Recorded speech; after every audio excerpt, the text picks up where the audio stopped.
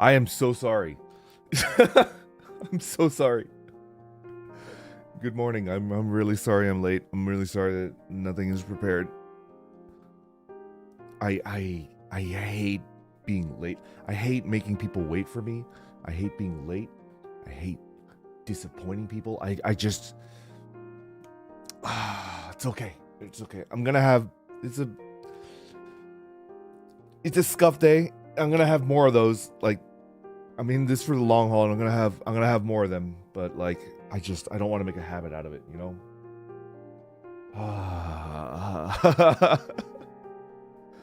Hello, everybody. Good morning. My name is Vesper Noir. I'm the resident sleepy scholar of the Adventurers Guild Tempest and a member of HOLOSTARS English. Today we're doing a Q&A. Picture thumbnail gone. Alright, I'm sleepy, but I'm not sleep deprived, right? I actually slept 9.5, 10 hours. I slept more than enough, you know? Yeah. Yeah, thumbnail perms lost. Yeah. It's just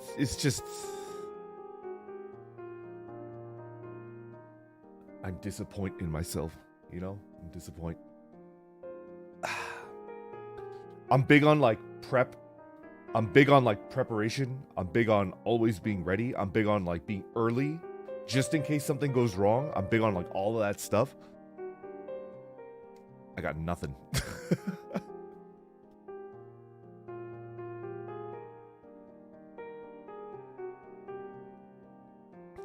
Okay.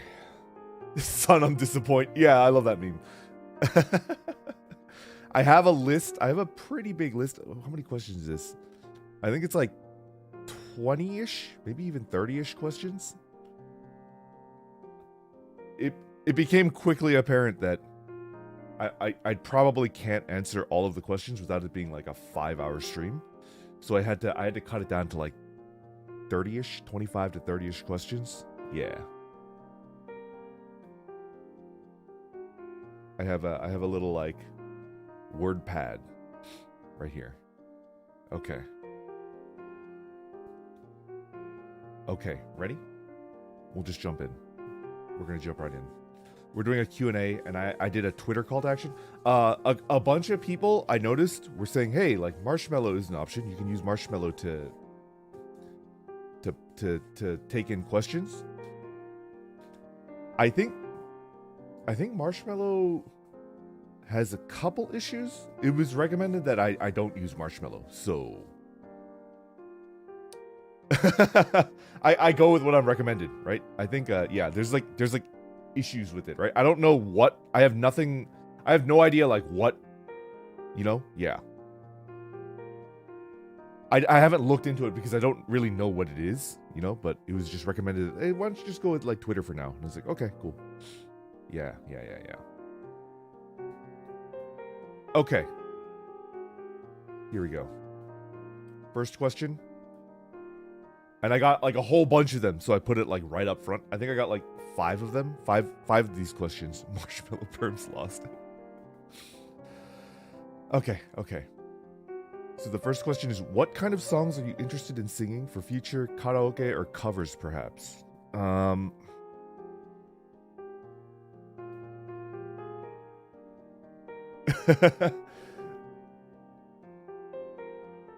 Should I open with like kind of like it's not even a story, it's just like I feel like I should explain why I don't really sing that much. And it's like not a good story. It's not a good story. In college I went to karaoke, right? With like a bunch of like school friends or whatever. And then I was singing, yeah, and then someone was just like straight up, yeah, you're really bad at singing. And I was like, oh, okay. And then I just never sang ever again. Yeah. That's basically it. So like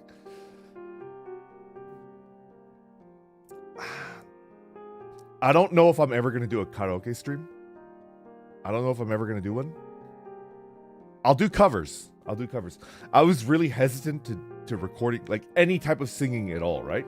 But Axel taught me how recording works, and pull back the veil a little bit. Like you don't have. I thought in order to record a song,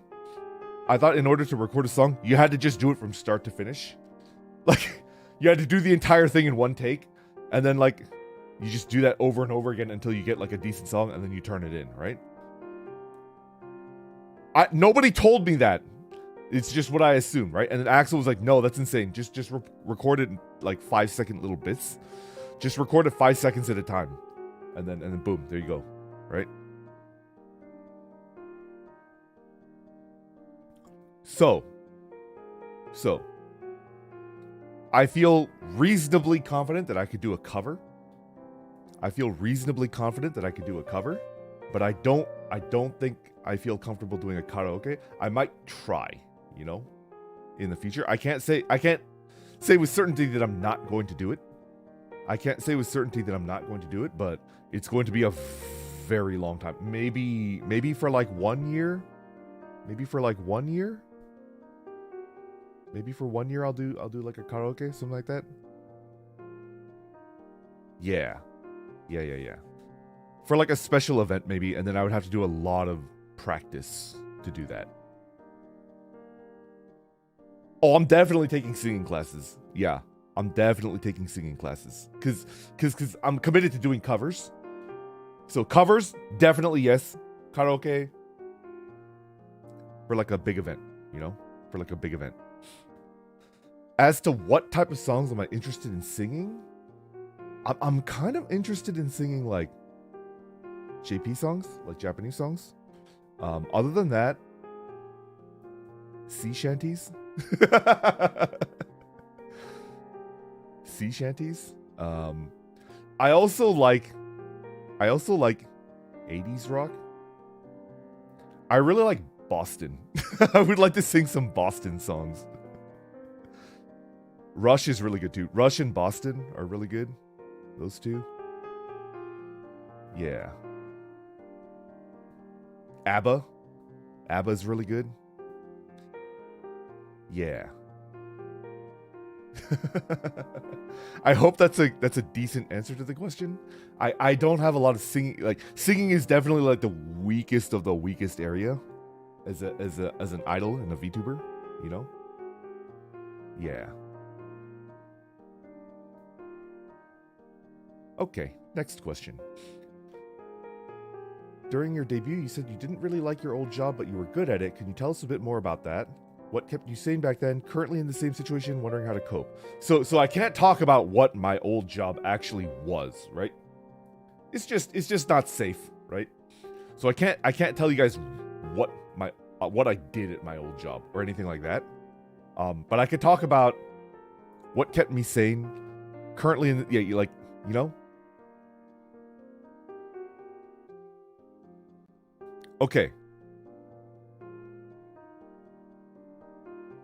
I think a lot of people nowadays are getting underpaid for the work that they do. I think a lot of people nowadays are getting underpaid for the work that they do. So I think the advice that I give about like how to keep sane, how to cope, right?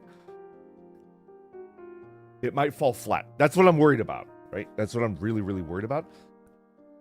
I won't tell you what I did, but I'll just tell you like right now. I was compensated pretty well for the job that I was doing. I was getting paid pretty decently. It's just it took up a lot of my time, right? It took up a lot of my time, but I was being paid pretty well. I think I was being, you know. So the way that I coped was I just bought stuff, you know? Like when I felt like, oh, this isn't worth it.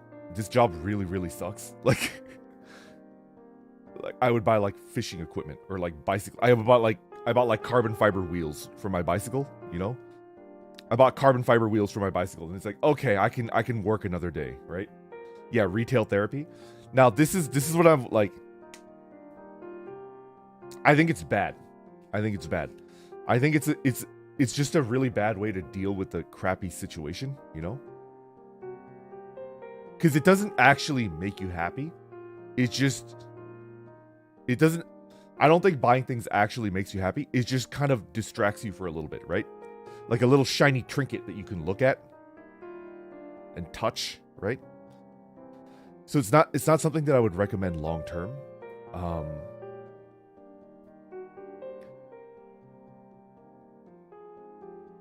This is just advice.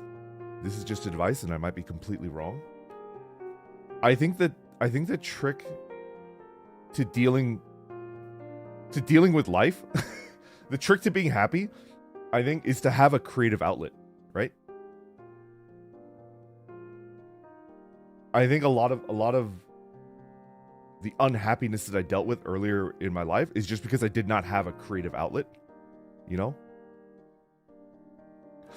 A hobby is different. All right, so like I've always been into like sports and outdoorsy stuff and like fishing. I don't think fishing is a creative outlet, right? I don't think bicycling is I don't think like playing basketball, I don't think that's a creative outlet, you know? And those are important too. You should definitely have like physical exercise to keep your body in shape, but the act of creation itself is incredibly fulfilling. It's fulfilling in a way that nothing else can fit. And like, this is why I would recommend cooking. Cooking, I think, is a creative outlet because you're creating something. You're creating food, right? Like, I made this. The act of making something makes you feel like you have power in your life in a way that nothing else will give you, right? No amount of money will give you the feeling of like, I made this. With like, this is something that I made. It exists. I willed it into existence, right? And it's a really like important thing to being happy, I think. You know? And buying things is not going to give you that. Yeah. So I think if I could go back in time and help myself cope better, it would be like, hey, like maybe you should stop buying carbon fiber bicycle parts, and maybe you should try drawing. Maybe you should start cooking a bit more. Maybe you should, you know, pick up a creative outlet. Yeah. And I think I'm really thankful to VTubing and HOLOSTARS, because that's my creative outlet, right? And that's why when I say that VTubing makes me really happy, HOLOSTARS makes me really happy, that's what I'm talking about. It's not about it's not just the fact that, you know, it's HOLOSTARS, like it's the dream group to be a part of, right? It's the creative outlet of my life, you know? This is it. This is the creative outlet that I want to do for the rest of my life, which is why it makes me so happy. Yeah. Yeah, so I guess that's the advice that I would give. What kept me sane back then? I thought it was the bicycle parts, but it was probably, in hindsight, the cooking. Especially because, you know, unnamed things went down in 2020. Unnamed things went down in 2020, and then I just started cooking more at home. And that probably helped me deal with the grind of like an 8 to 5 job, more like an 8 to 10 job sometimes. Yeah. Okay, next question. If you could change one thing about society, what would it be? This is a loaded question. I can feel my manager, their blood pressure spiking. If they're awake right now and they heard, they're like, maybe you should skip this one, Ves. If I could change one general thing about society. If I can change one general thing about society.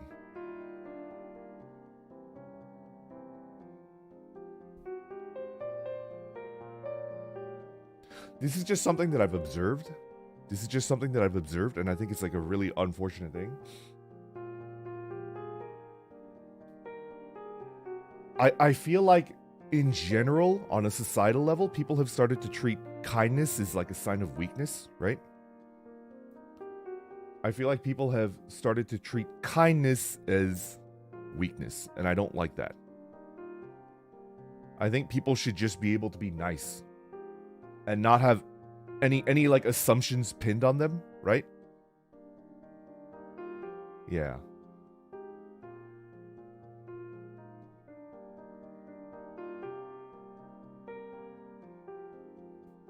I agree. I think being kind is a sign of strength. That's how I observe it. Whenever I see someone being kind, I don't see that as a sign of weakness. I see that as a sign of strength. And I don't think that's the case in modern society. Yeah.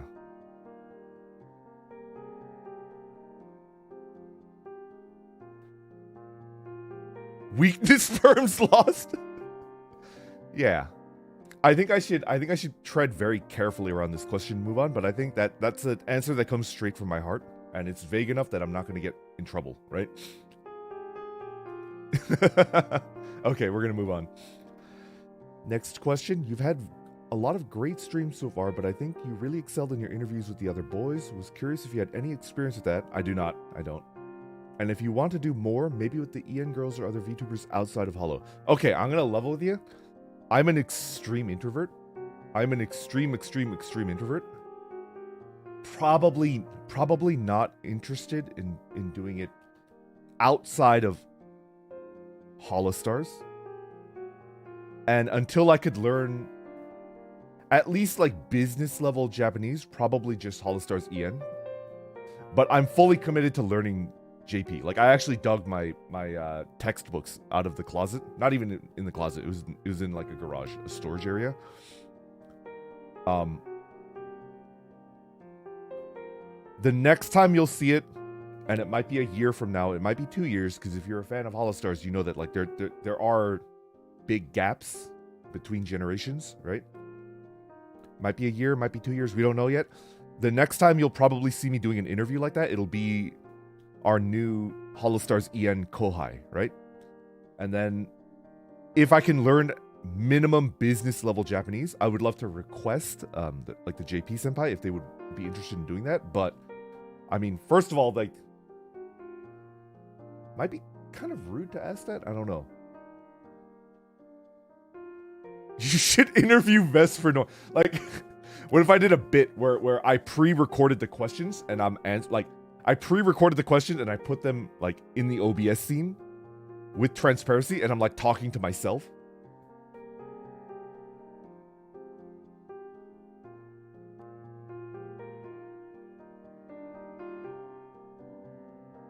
Even better, even next level shit. I don't really drink that much, right?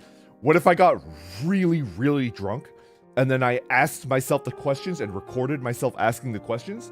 And then I would wake up and I wouldn't remember the questions that I asked myself. And then I would have to just like, cause, you know? Okay, that's too much.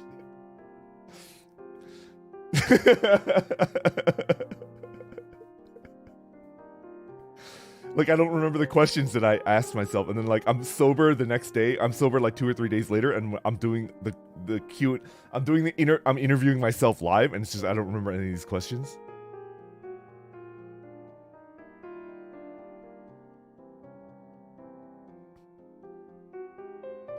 But yeah, I think I answered that question. The next time you'll probably see me do an interview like that is with our Kohai, our EN Kohai. I would love to do JP side too, but that's requires a lot of stuff, and I don't know if I have the guts to ask, like, request a collab. I don't know if I have that, but I'll try, you know? The more we get to know you. Oh, thank you, Arara. I have to say it now. Arara, thank you.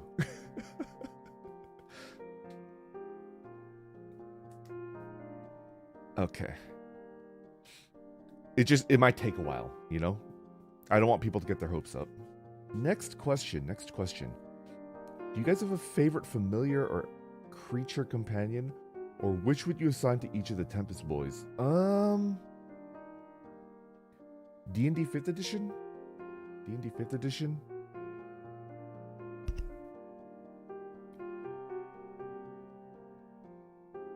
Let's do the second part. Let's assign it.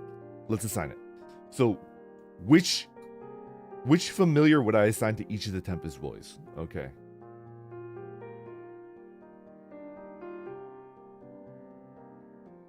For Altare, the leader of our guild, I would assign a peregrine falcon.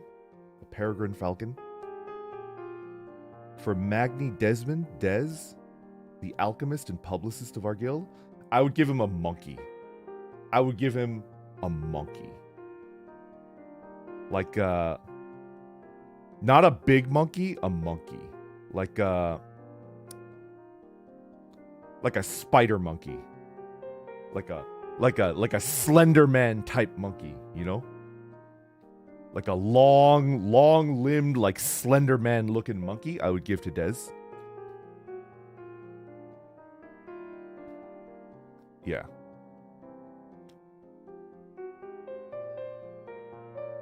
I would like it to have a very long tail, and then it has like one of his, like a tiny little like glove, you know, that looks like his glove cloak.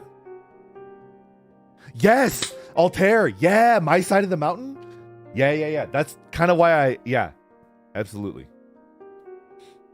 It's also like such an incredibly technical animal in how it hunts, right? Like, how did you, like, what was the series of events that created the peregrine falcon, right? The fact that it dives at like 200 miles an hour, you know, like a bullet is crazy.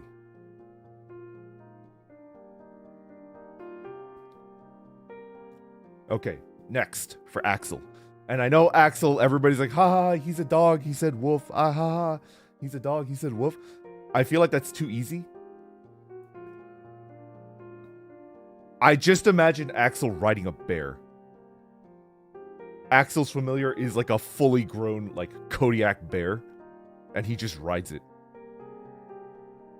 And I think the funniest part of this would be like,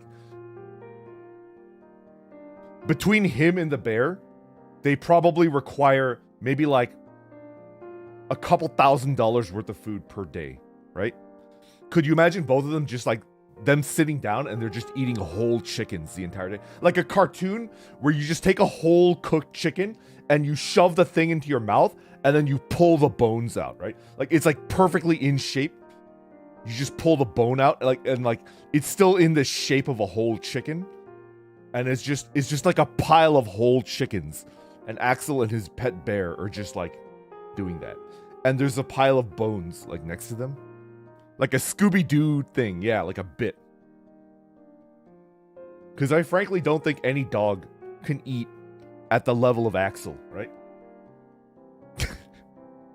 So I think Axel's familiar would just be a whole ass bear.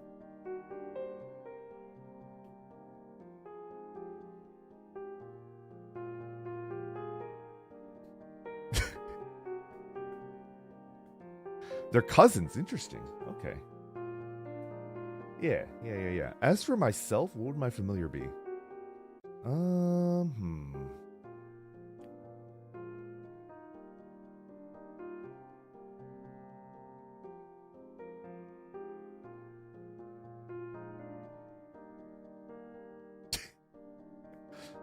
A snail. I feel like I relate the most to a snail. Sometimes the world just is too much and I want to like retreat back into my home. And it's just like I want to be a snail. Like I want to be able to retreat back into my home like whenever I want to. Like, you know, like nothing to me is cuter than like the sight of a snail going back into its shell, you know? I actually watch a whole, like, sometimes when I'm feeling like low, I just go onto YouTube and I watch videos of snails going into their shells, right? And it's just like, yeah, there we go. Yeah.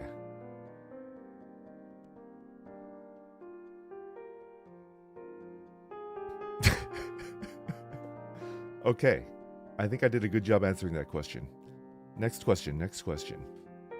How are the perms for the TTRPG coming along? We have good news. Good news, everyone! Good news. We have good news. My manager worked really hard, and we have permissions for D&D. We have permissions. And I was just told this yesterday. So I'm not keeping news from you because I'm Jimmy the Squealer, right? I can't keep stuff secret. I just can't. So this is news that I was given yesterday. by my manager, and they were like, good news. Yeah. We got permission. So now we do the prep phase, right? Now it's time for me to prep. I think give me a month. Give me a month to prepare, and then we'll get the ball rolling. Yeah.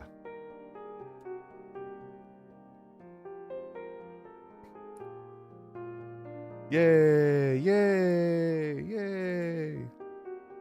I love you, Snailpaw. Thank you, thank you.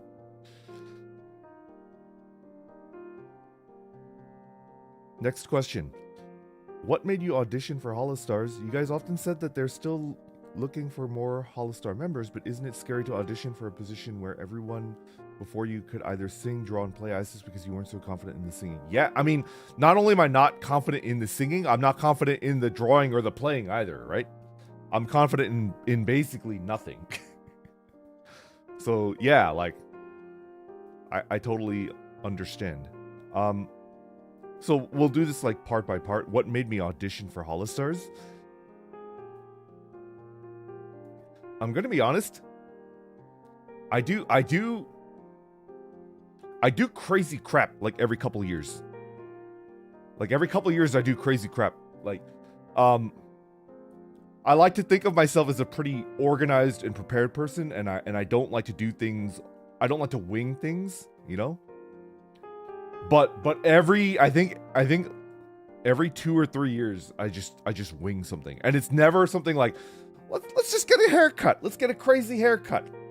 Let's get a mohawk. I do. One day you'll hear about like the weird things that I do. Yeah. So I think applying to HOLOSTARS was the crazy thing that I did. It was just like a whim, and it was just like I saw the audition and I was like, no, there's no way, come on, and then there's like unless,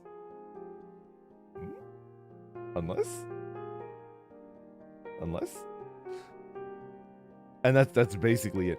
And should I talk about this? Let me think. I think it's okay to talk about it. I filled out the application form with no forethought.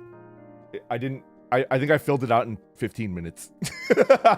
The answers were very short. The answers were like one sentence, like because I've seen advice from other talents saying like, oh, like, yeah, you should fill out a lot, you know, like write a lot so you show them that you're very interested. Pretty much most of my answers were just like little one sentence answers, like less than 10 words, right? And then the video I didn't edit it at all. I did it in one shot, start to finish with no editing, and then I like sent it out, and I was like, okay, cool. And then I went to sleep. Yeah. I can't tell you anything about like what was in the video. I had a plan. Your grandpa Vesper Noir always has a plan, right? I didn't just word vomit for 5 minutes. I went in with a plan to try to catch their attention, and then I did it in one take without any editing, and then I sent it out. Like I had a plan, right? Always have a plan. Always have a plan. But yeah. Yeah. You guys often said, yeah, isn't it scary to audition for a position where everyone before you... Yeah. Like the sheer amount of like talent in our group is overwhelming, right? And I think I've mentioned this before. I'm not just gassing up my guildmates. Like, they're all incredibly talented. They're just really, really good at singing and drawing and gaming and all these things, right? Lost audition per...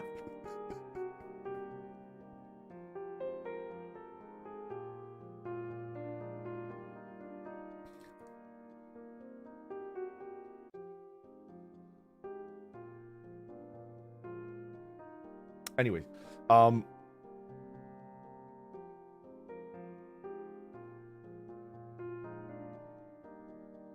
it's just better to try, you know? I don't think you should be intimidated or feel like you're competing with your gen mates. I don't think that's a good way to live, right? Oh man, I feel like because the thing is like Altare is like, oh, Axel is my rival, so I don't want to. This is just my personal opinion. I don't think I'm right and that other people that don't do it are wrong. For me personally, as someone that doesn't really have a standard HOLOSTARS niche that I could fit into, like if you're good at gaming, right? And there's another gen mate that's good at gaming. It's good. It's good to push each other along and grow together, right? This is only for people like me, okay? This is advice solely intended for people like me where you don't have a niche, right? This is only intended for people that can't sing, can't draw, and can't game, right? It's not good to start off considering other people your competition, right?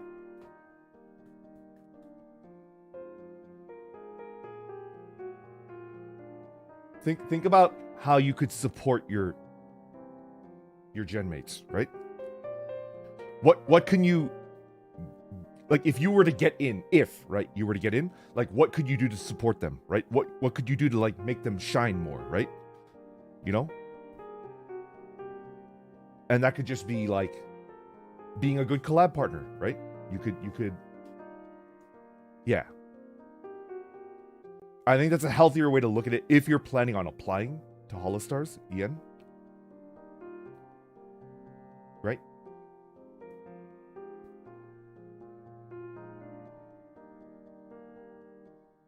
That's pretty much why, like, the interview series started, right?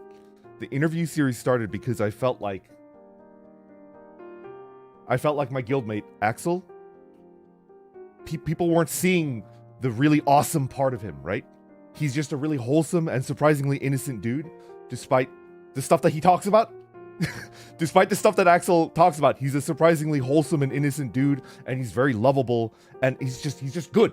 He's just good, and I was worried that people weren't seeing that about him, so I was just like, let's interview him and then show everybody, like, you know, the adorable side of Axel, right?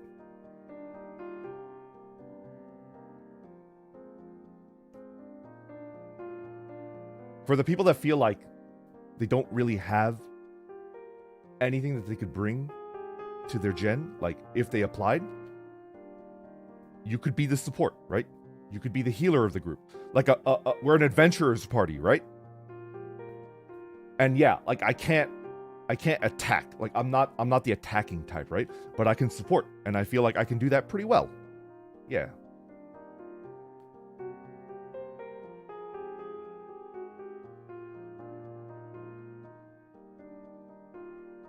And maybe apply with that in mind.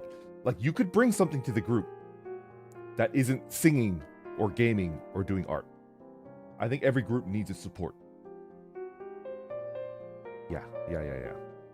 Okay, I hope that answers the question. We're gonna move on. How's the HOLOSTARS experience so far? Any significant learnings over the last month? It's good. It's good. Any significant learnings over the past month?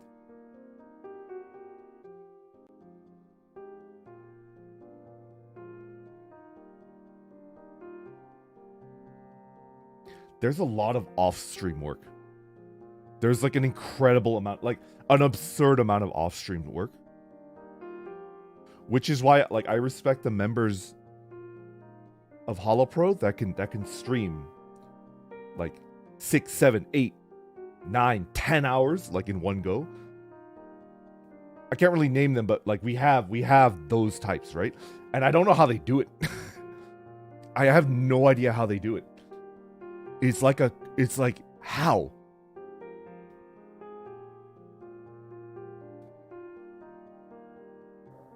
Like I'm behind on my work right now, and I feel really bad because my manager is a very kind person, and they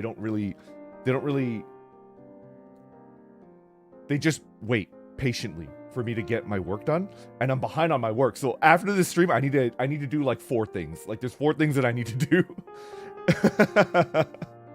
And it's just like, how do the people that stream 8 hours straight, like how do they do that? So I think one warning that I would like to give to people that are trying to join and will eventually join, there's a lot of off-stream work that you need to do, and you need to be prepared for that. Yeah. And it's all important work. It's not busy work. It's important stuff that needs to be done, and you need to be prepared for that. Don't think that it's just going to be you streaming and hanging out with the boys. There's like behind, it's clerical work. It's like clerical work. Like you're like tick-tack, like you're typing stuff, you know? Like there's a lot of like, you know? Yeah.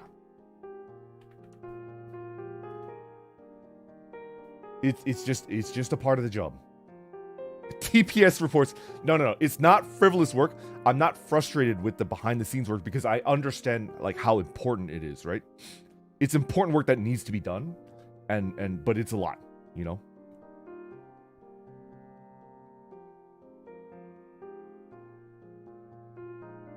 Yes. Okay, we'll move on to the next question.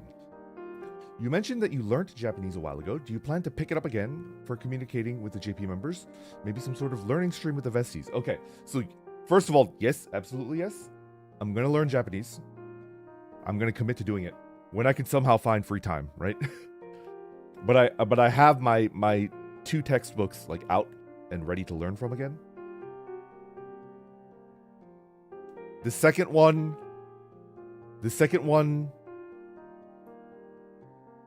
might be an unfortunate answer for people that like are excited for seeing a stream like that. Maybe some sort of learning stream with the Vesties. I think I would rather learn off stream. This is just a part of my personality that I don't think I can fix. I do not like displaying incompetence, right? I do not like displaying incompetence. I think maybe once I'm at a respectable level, I might stream it, right? Once I'm at a respectable level, I might stream. For example, if I'm doing like kanji training, right? If I'm doing kanji training, like I might stream that, but that's going to be maybe 6 months to a year down the line. Yeah. But the very like the refresher phase, which could take about 6 months, probably not going to stream it. Probably not.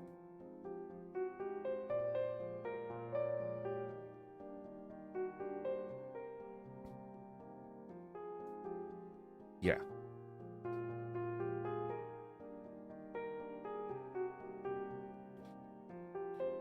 You did impressively well with Estelle Senpai. That's more on Estelle Senpai than me. Can I? Whatever. I'm gonna do it. For people that don't really speak Japanese and only know English, I think Estelle is a really good streamer to watch. He has really clear diction, and his word choice is really good. He's a really good streamer to watch if you're interested in learning Japanese. Tenma is probably, if you're interested in learning English, if you're interested in learning JP, Tenma might be the best. But I think Estelle is up there, like in the top 3. Yeah, Tenma might be number 1, like if you want to learn JP just by watching. Roberu is really good too. Yeah, I think, but Tenma might be number 1. But Estelle, I'm sure on his end, on Senpai's end, he was making sure to use JP in a way that would be easiest for somebody that was at like a kindergarten level to try, you know, does that make sense? Yeah. There's a way to speak in a way that's like both clear and not how do I describe it? Because there's like nuances to every language where it's just untranslatable, right? There's nuances to every language where it's just untranslatable. I think Estelle Senpai like was being very careful to speak in a way where there was no ambiguity, right? Does that make sense? No. It's not a condescending issue. It's about like the ambiguity of languages, right? Like, for example, like me and Altair were trying to teach Estelle Senpai like memes, right? And by definition, a meme is fluid and ambiguous, right? Like there's like gaps in the logic of a meme where it's just, it doesn't make sense. It's just funny, right? And Estelle Senpai was definitely trying to avoid that, right? He was trying to keep it. And that speaks volumes about like his intelligence, right? It takes a lot of intelligence to do that, and a lot of empathy. So the fact that I was able to do what I did speaks more towards like his skill than mine. That's all I want to say. Yeah.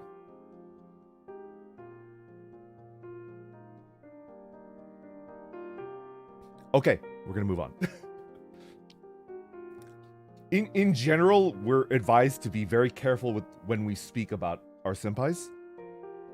In general, and for a very good reason, you know, like there's like favoritism issues. There's issues of like, what if they don't want to be talked about in that way? So in general, like it's kind of a gray area that we have to be very, very careful, right? Yeah. So a lot of the questions were just like, oh, who's your favorite star senpai? Like, what's your favorite song that they've done? It's a little difficult for me to answer questions like that because we have to be very, very careful, right? Yeah. But I think I did an okay job not pissing anybody off. We cannot lose the senpai perms at any cost, which is like freaking out there. Okay, next question. What would your signature Pokemon be?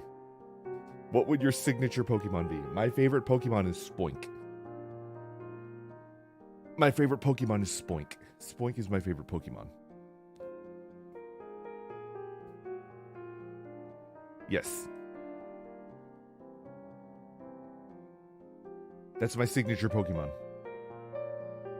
And it has nothing to do with how strong it is, because Spoink isn't very strong. It's just, I think he's cute. I think he's cute. I like the fact that it has to keep bouncing or else it dies. I like that a lot. It's like a kind of an edgelord like lore, right? I like the fact that it's always on the look for a bigger, shinier pearl, right? I like that it's always on the lookout for a bigger, shinier pearl. I like it.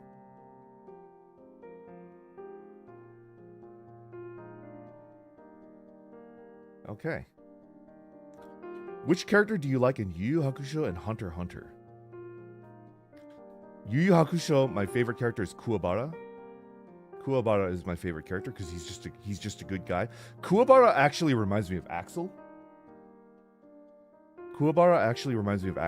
Because Kuwabara, all right, so everybody's like, haha, Kuwabara's a dumb guy, right? But he's actually not dumb. He's good at, he can study, he works hard for the things that he can do. He's not a dumb guy. Just people, you know? And it's the same with Axel. I don't think Axel is dumb. Like, I literally don't. So Kuwabara is my favorite Yu Yu Hakusho character because, yeah. He's a good guy. He's got a big heart. He works really hard. Yeah, he's legitimately smart. Yeah. Actually is. I would argue that, like, Kuwabara might be the second most intelligent member of the main crew. Maybe.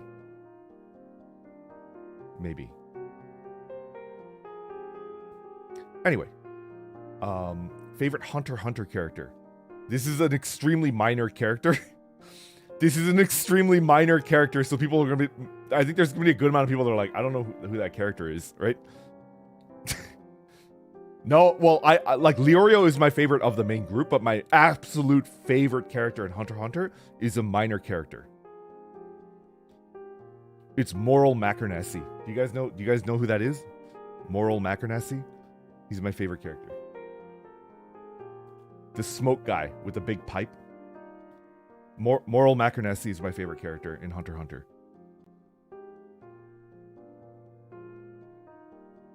I love how he's like, I'm not a fighter type. I'm physically weak. That's like clearly not the case. And everyone's like, bro, what the hell? And he's like, my abilities are not meant to be used in combat. I develop my abilities to be a better like deep sea hunter, right? And if he's that strong as like a non-combat type, like what the frick? Like what? He's so cool. And I love this. All right, so the scene that made him like greatest of all time for me in my book is, oh shit, no, that's a spoiler. I can't talk about that. There's a scene that made him like number one for me. There's a scene that made him number one for me. Yeah.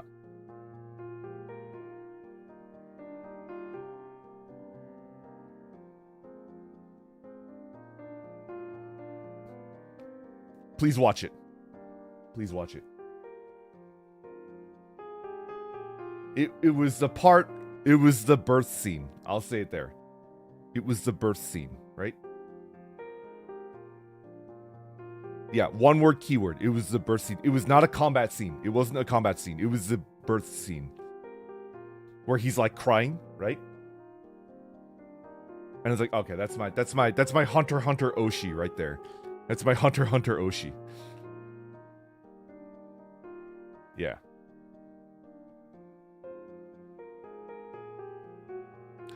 For all of you that are like, what? Birth scene? What? Excuse me? What? I guess you're just gonna have to watch it now. Legally. On crunchyroll.com.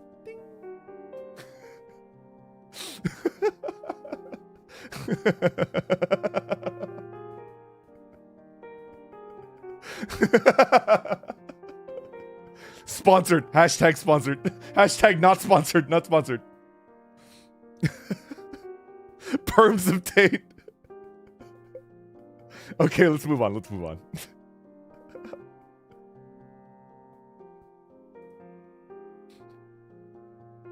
Is it on Netflix too? I didn't know that. That's actually kind of cool. Hey, if it's on Netflix, more power to you, man. More power to you. Okay, next question. Did you get into biking before or after getting into Yomushi pedal? Also, what were your favorite characters and arcs? Okay. Yes. I actually got into bicycling because of Yomushi pedal. Yes. I knew how to bicycle before. I knew how to bicycle before. I bicycled as a child. I bicycled like all the way through. But then I didn't buy my first real bike until I watched Yomushi pedal.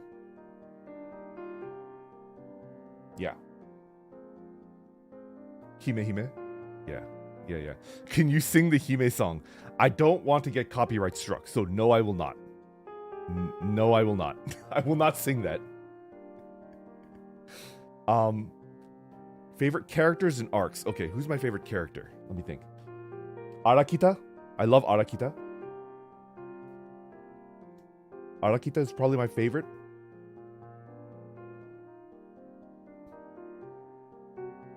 From the Sohoku side, I really like Makishima and Tadokoro. Makishima and Tadokoro. I like their friendship. I like their friendship a lot. Midosuji is up there. I like Midosuji as well.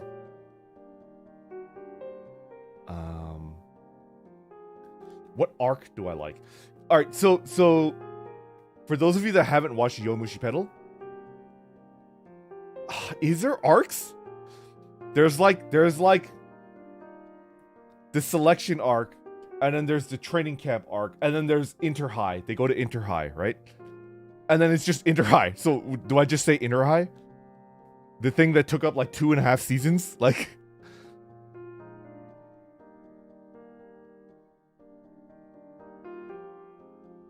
it's kind of difficult, right? Because like Inter High takes 2.5 seasons. So what? It's not like a fighting shonen where there are like roughly equal sized arcs. Yomushi pedal is like the entire thing is just Inter High, and there's tiny little. All right, so, but if I were to say like, aside from Inter High, in the first season, you know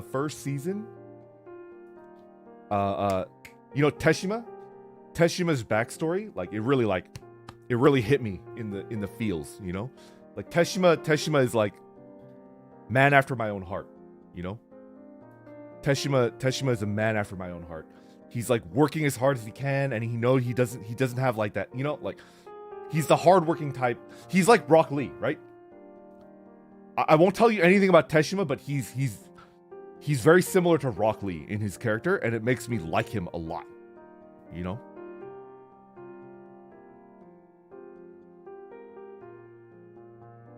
So my favorite arc is probably, yeah, the selection arc, Teshima's arc. Yeah, I think that's a pretty good answer. Let's move on. Do you remember your first TTRPG character? Or do you have one that you consider your main? My first TTRPG character was when I was in middle school, and I was an edgy rogue that attacked my party members. And it was bullshit, and it gives me incredible internal cringe thinking about it.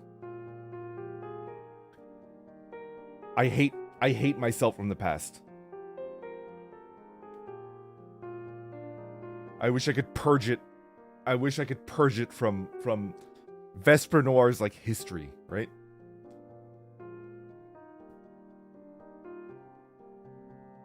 I have this idea that like I could build a time machine, go back in time, and see Kid Vesper griefing his party member and just choke him to death, right? I'm just like giving Kid Vesper the chokies, and then like Kid Vesper dies, so I die, and then I disappear, I fade out, and then Kid Vesper comes back to life, and then I fade back in and choke him again, and then it's just a never-ending loop where I fade in and out of existence because I'm killing myself, right? You guys know what I'm talking about? It's like I'm fading in and out of existence because I'm like killing myself in the past.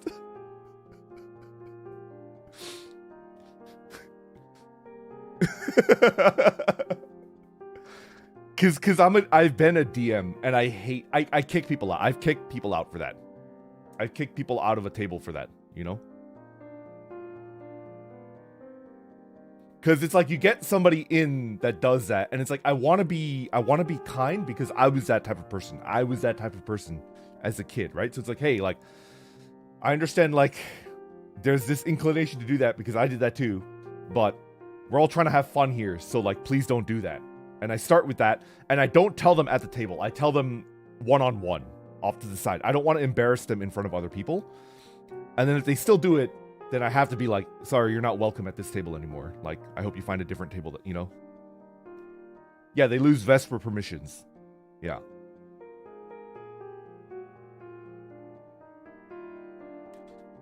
Little tip as a DM, never scold people at the table. Don't embarrass people in front of other people. Like, just do it like off to the side, you know? Like, if you're doing it online, because a lot of people do it online, send them a DM off to the side and just be like, hey, like there's a little bit, you know, like don't embarrass people at the table. Like it's not a good, yeah, it's not good. Do the secret bonk. Yeah. Okay. Next question. Oh wait, well, do I have one that I consider my main? Not really. My favorite character that I've ever made was a dwarf rogue that wasn't a combat type rogue. He was a pure like skill monkey type rogue, a dwarven skill monkey type rogue, and he insisted that he was a treasure hunter, not a thief. And he was actually a professor of archaeology in his like home city. Like there was a dwarven city, there's like a university, and he's like a professor. So he's basically Indiana Jones. So my character was like dwarf Indiana Jones. And he knew a gajillion languages. I made that character and he knew like 8 languages.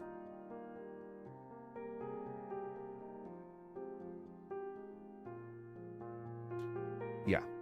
And he was like friendly with everybody. Because you know the dwarf archetype is that like they hate elves, right? He knew Elvish. Like he was fluent in Elvish and he could speak with elves. And he was just like a very cultured and intelligent guy. But people like all the party members were like, okay, go steal that. And he's like, I'm not a thief. I don't steal things. I'm an archaeologist.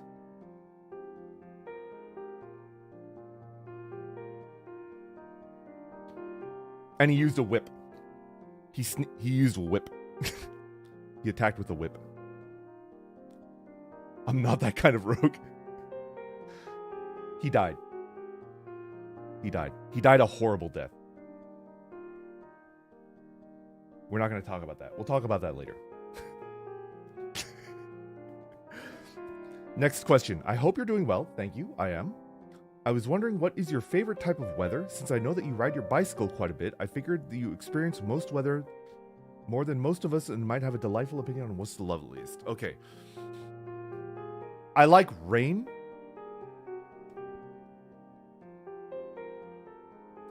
I love rain. I love rain. I don't like riding in rain, but I like rain. What's my favorite riding condition? I like to ride early in the morning. My favorite thing to do is to ride very early in the morning when it's light enough outside that like I'm not going to crash into anything, but the sun hasn't risen yet, and I love riding into a rising sun. That's my favorite thing to do. I like riding my bicycle and looking at a sunrise, like while it's rising. Oh my god. We're getting like spam calls. Get out of here. We ride at dawn. Magnation.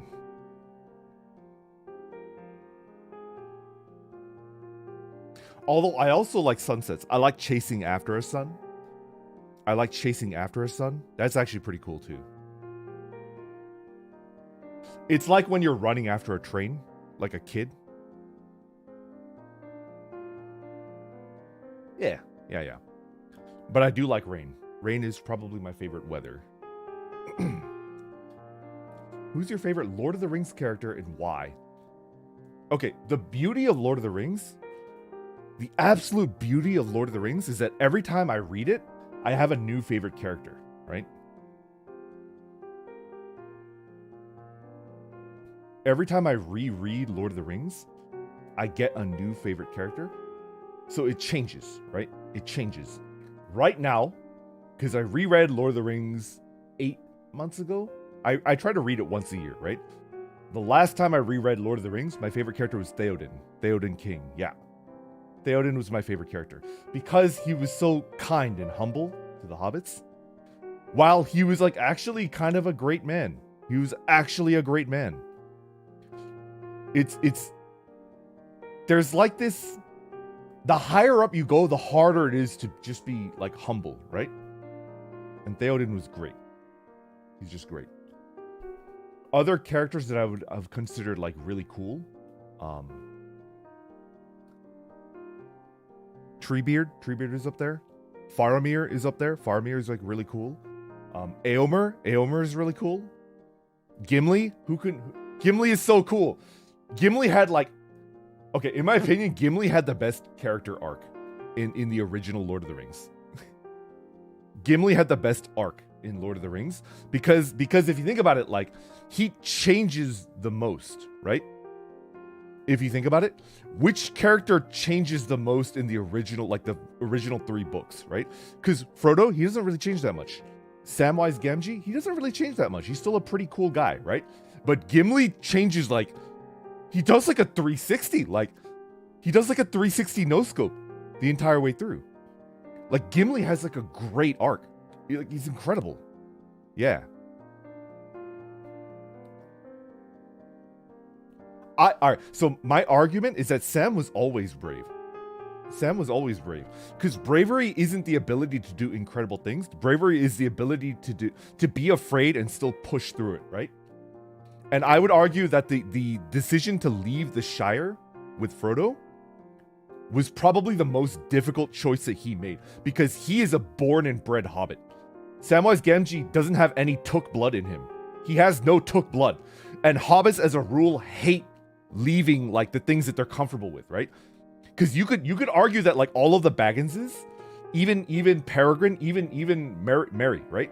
Like all of them had that adventurous blood in them, right? They were all like related to Tooks, right? But Sam has no Took blood. He's just a hobbit. He's just a little guy, and he left the Shire, right? I would argue is the bravest thing that he ever did in the entire series, right? So he had it in him from the very beginning, you know? He had it in him. So, no, don't. Why are you guys trying to trick me into singing? I almost sang the JoJo Part 1 theme song. No. No. You're not going to trick me into getting unmonetized. No, thank you. Not today, Satan. Not today. I'm just like a monkey brain for JoJo. Like, I'm just like a monkey brain.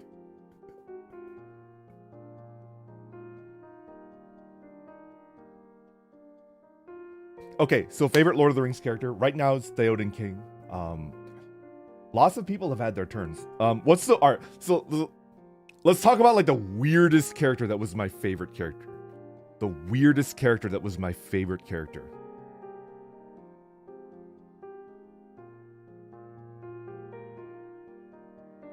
Do you guys remember Farmer Maggot? Farmer Maggot was my weirdest favorite character in Lord of the Rings ever. Do you guys remember Farmer Maggot? That's the weirdest favorite character I've ever had on a read-through. Farmer Maggot is based. I would bet my entire life savings that he's a part of Mag Nation. He is. I would bet my entire life savings that he's a part of Mag Nation. Based on what? Okay, so let's talk about Farmer Maggot. First of all, it's implied that he's talked to Tom Bombadil like on the regular. Like this like fucking mushroom farmer in the middle of the Shire just hangs out and smokes a pipe and just hangs out with Tom Bombadil. And it's like, what the heck? What? He did. Farmer Maggot faced down a ring wraith. He told a ring wraith to get off his lawn. Think about that. You think about that. You think about that and come back to me and tell me that Farmer Maggot is not Giga-based. He's a Giga Chad. A fucking mushroom farmer told a ring wraith to get off his lawn. Think about that. You think about that and you tell me that he's not an absolute Giga Chad. He talks to Tom Bombadil on the regular. Gandalf knows him and respects him. Who the hell is this guy? He's but a humble mushroom farmer tending his crops. Like, how? I would read a book just about Farmer Maggot. Like, what? What?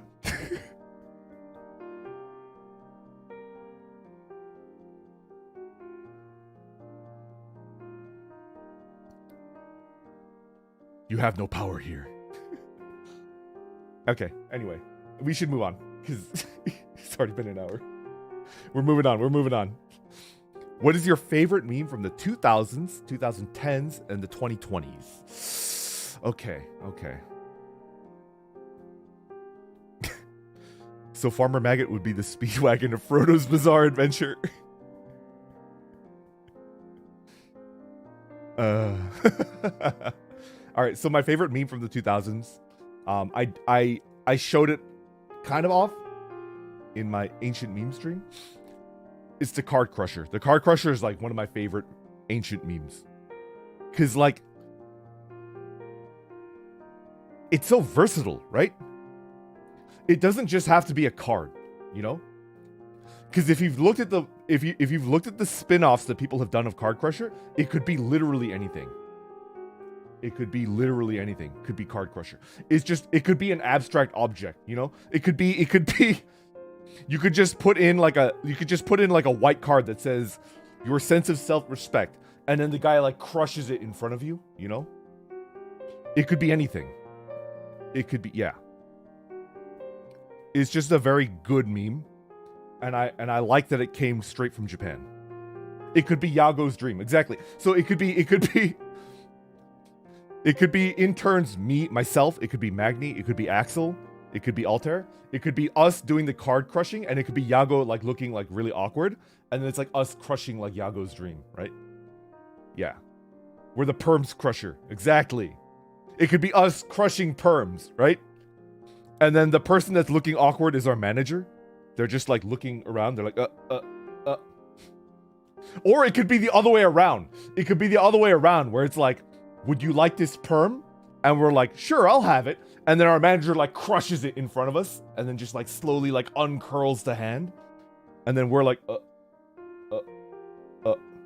It's just versatile. It's a good meme. It's good. Okay. From the 2010s. It's in later 2010, but my favorite 2010s meme is, have you guys ever seen Dark Kermit? The Dark Kermit meme? Where it's like Kermit... Well, if you know the original where it came from, it's not actually Kermit talking to himself. It's Kermit talking to like an evil person that's pretending to be him, right? But The context of it is you're basically trying to convince yourself into doing something stupid, right? It's like dark, it's you, and then dark you is giving you bad advice, right? That's my favorite 2000s meme. Yeah. So it's like Axel looking at himself and himself with like the cloak over his head, and it's like, just do it, be cheeky. Just do it. Be cheeky. Yeah, Dark Kermit is my favorite 2010s meme. 2020s meme, what's my favorite 2020s meme? Pondering My Orb, for sure. It's not even close. Pondering My Orb just makes me laugh looking at it.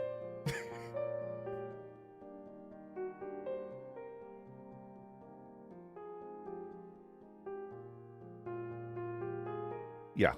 Orb Pondering is my favorite meme of the 2020s. It's just really good.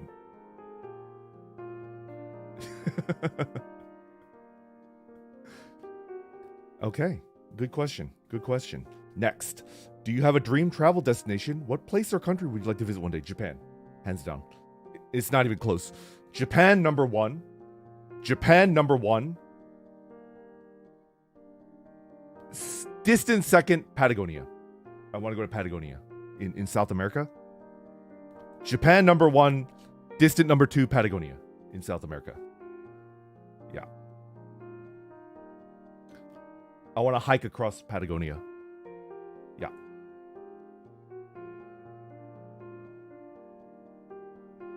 Is it Pagonia or Patagonia? I think it's Patagonia, right? Yeah. In my opinion, in my humble... All right. Please don't take this as me insulting, like, where you live or your favorite place. This is just my personal opinion. I think Patagonia is the most beautiful place on planet Earth. I think Patagonia is the most beautiful place on planet Earth. Like, I've watched nature documentaries about it, and it just like mystifies me, you know? It's like incredibly beautiful. It's like how does a place like that exist, right? How does a place like that exist in real life? Yeah. I love nature, man. It's beautiful.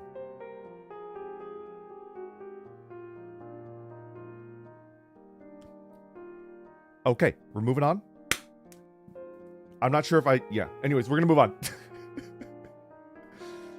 Sometimes I just speak too freely for my own good. You said that you read a lot of fanfics. What were some of the tags that you were interested in? Buddy, let me tell you, when I grew up,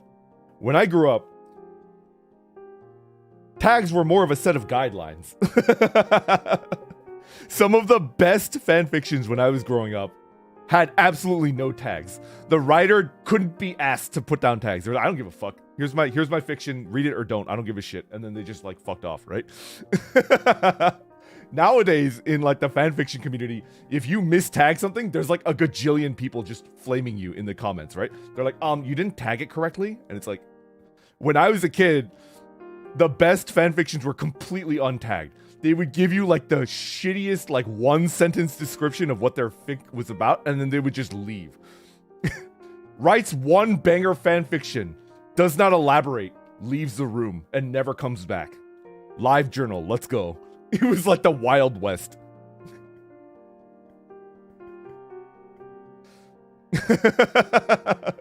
It was just completely untagged, and they would just leave.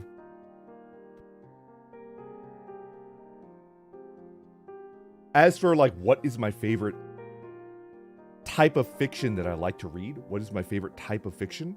Okay.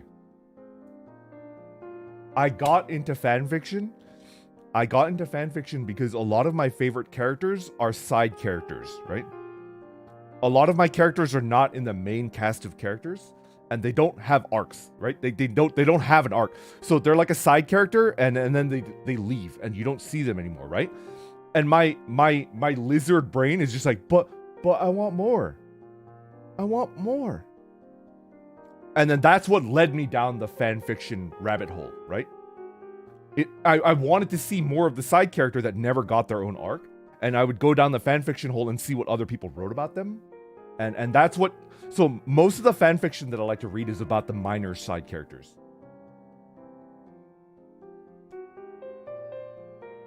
I used to read an incredible amount of Jiraiya fan art. No, fan fiction. Just because Jiraiya was my favorite character from Naruto. And there's not enough stuff about him. He's just a teacher, right? I used to read a lot of Jiraiya fan fiction. My favorite fan fiction, Naruto fan fiction that I ever read was like a 10 out of 10 banger fan fiction. Where Jiraiya and Kakashi's father, Sakumo, they were brothers. And it explains why both Jiraiya and Sakumo are so like high tier, right? They're like legendary tier like ninjas. They're like Hokage level ninjas, right? Like why are they both crazy? Why are they both like white haired? So that means Kakashi is Jiraiya's uncle. It was a really good fan fiction about that. Where like, yeah. Cause if you look at the actual like canon series, Kakashi and Jiraiya know each other. They clearly know each other, right? Nephew. I'm sorry, I got that wrong. Nephew, yeah. Just my favorite Naruto fanfiction that I ever read was this fanfiction. It was like 6 or 7 chapters and it never got finished, but it was where Kakashi and Sakumo were brothers and Jiraiya was the uncle of Kakashi, and it was just like kind of cool, you know? It was a really good fanfiction. And I liked it because it was the main characters were characters that you never really see a lot of, right? Like Jiraiya kind of had an arc, but not really. And when I read that, he didn't have his arc yet, right? When that was being published, like Jiraiya didn't have his arc. So it's like you just never really saw a lot of him, right? And then Kakashi's dad, even less, right? You basically just, yeah, even less. So most of my favorite fanfiction are about the minor characters that you don't really see a lot of in canon. I've read a fair amount of moral Macronasty fiction, you know, just because he's my favorite character in Hunter x Hunter. I like Knuckle too. Knuckle is really cool.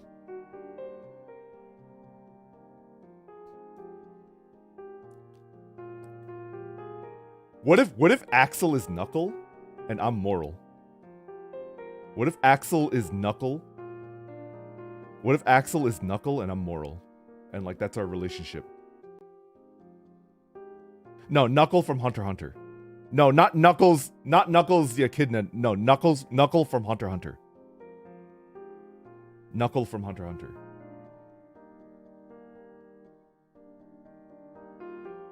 Who's Shoot? Who's Shoot? Anyway. Let's move on. Is there a specific moment or interaction you remember that motivated you to apply for HOLOSTARS-EN? I mean, I already answered this, right? I joined on a whim. I saw that the applications were open, and they were specifically open for male talents, right? So like I just applied. So I guess the tweet the tweet, I guess. Sorry, I wish I could have like a better answer, like a more like an answer that would be a story. But this one I feel like I should just answer it like completely honestly, like no embellishment. Like there was no smoking gun. I just saw the thing and I was just like, okay, I'll try. Yeah.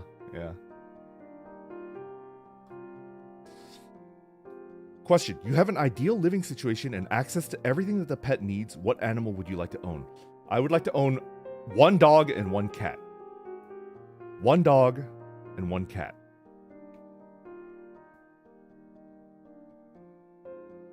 One dog and 1 cat. Breed? Okay, let's go into breeds. What breed of dog would I like?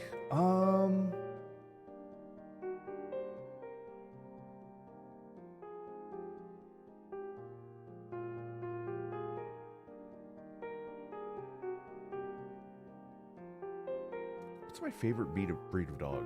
That's a good question.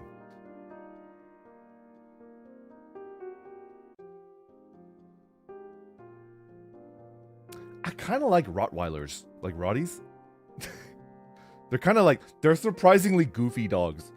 Like if you raise one with a lot of love, Rottweilers are like surprisingly goofy dogs, right? Yeah. So like maybe like a Rottie And then for the cat, I want like the smartest, sassiest cat in existence. Like the smartest and sassiest cat in existence.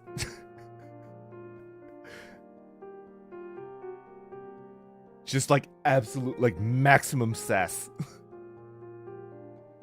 And I want the cat to bully the dog. I want the cat to just absolutely dominate the dog, right?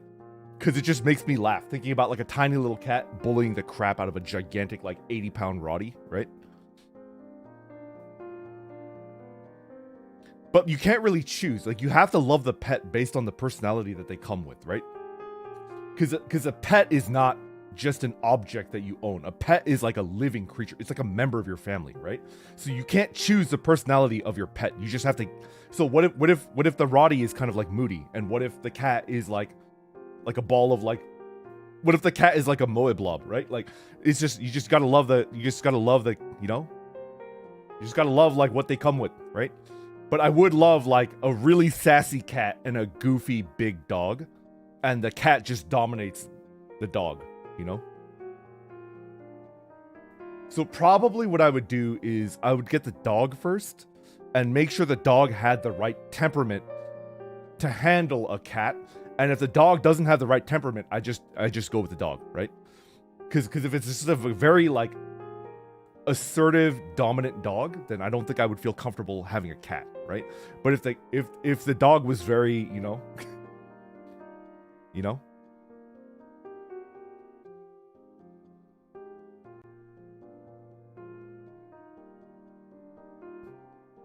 Okay. We'll move on. Yeah, I know that like there's a lot of dog breeds that are very divisive. I would rather just tell the truth than just make up something that's not true. Yeah.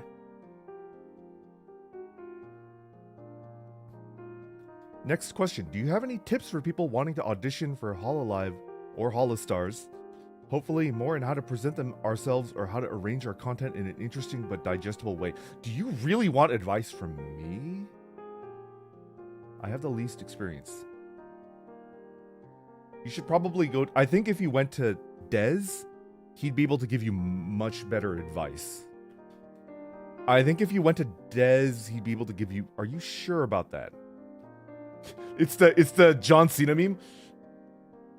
Are you sure about that? It's like me peeking in through like a tear in the green screen. Are you sure about that?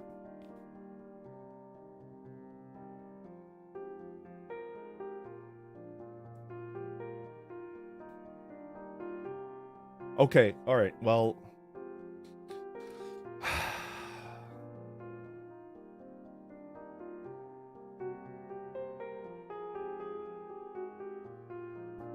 okay. This is just my opinion. And it is based on things that other talents have said, okay? This is just my opinion and it's based on things that other talents have said, right?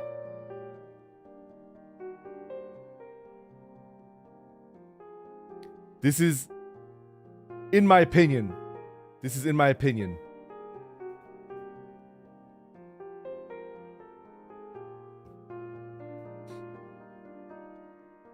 Of course we want your advice. Okay. I'll spill it, okay? HoloLive Production is a great company. It's a great company, right? They don't do things randomly, right?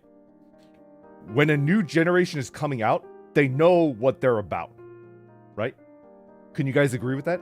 I'm assuming that because we're all HoloPro fans, like we agree with this, right? Like they don't when a new generation comes out, there's a plan, right? They don't just fly by the seat of their pants. There's a plan, right? Right?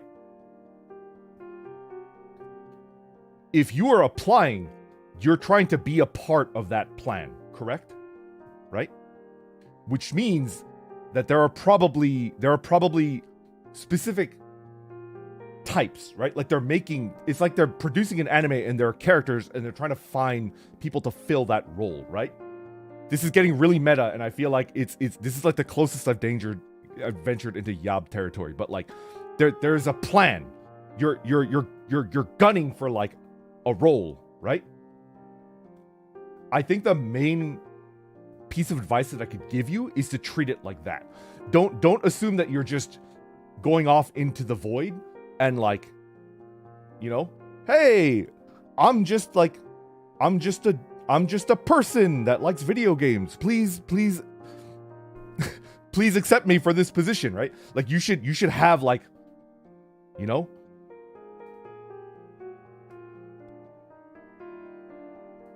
I'm just a little guy. Yeah, like don't do that. I think so the most common advice that I've seen other talents give is be yourself, right? Be yourself. Be yourself. That's very true, right? Very true.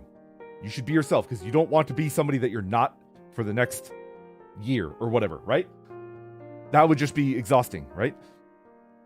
I would add on to that advice of be yourself with imagine yourself as a character in an anime. What niche do you fill, right? Imagine yourself as a character in an anime. What niche do you feel? Like, are you the class clown? Are you the tsundere? Are you the kudere? Like, what are you? Like, what role would you fill in an anime? And then crank that shit up to like 1 million. Crank that shit up to 1 million, and then go into the application and audition process with that in mind. And here's the thing. What if they don't have that role, right? What if they didn't plan for that role? That's just a risk you're going to have to take, right? Just take the risk.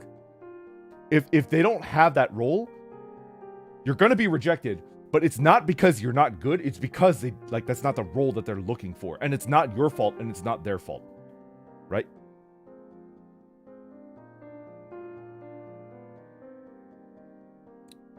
Yeah, the best advice I could give is just to specialize. Just specialize. Don't try to be like an amorphous like every man, right? Every woman, whatever. Like, yeah. Unless you have like the skills to pay the bills, right? Like if you're a cracked singer and you could just get in on that alone, yeah, you're fine. Like you're good. Just apply.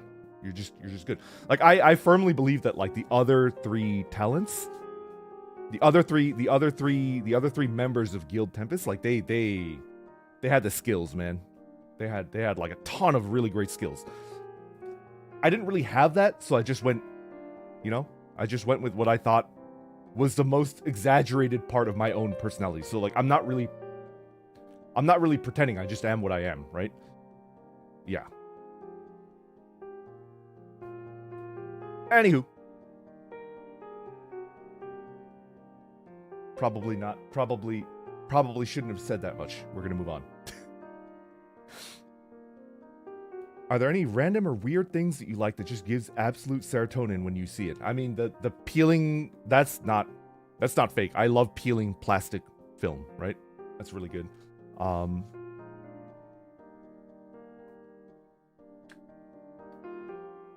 also really like it when I'm pouring out a cup of water and it has like just enough water or milk or juice to fill the cup and it's empty. I love it. I get the goosebumps when that happens.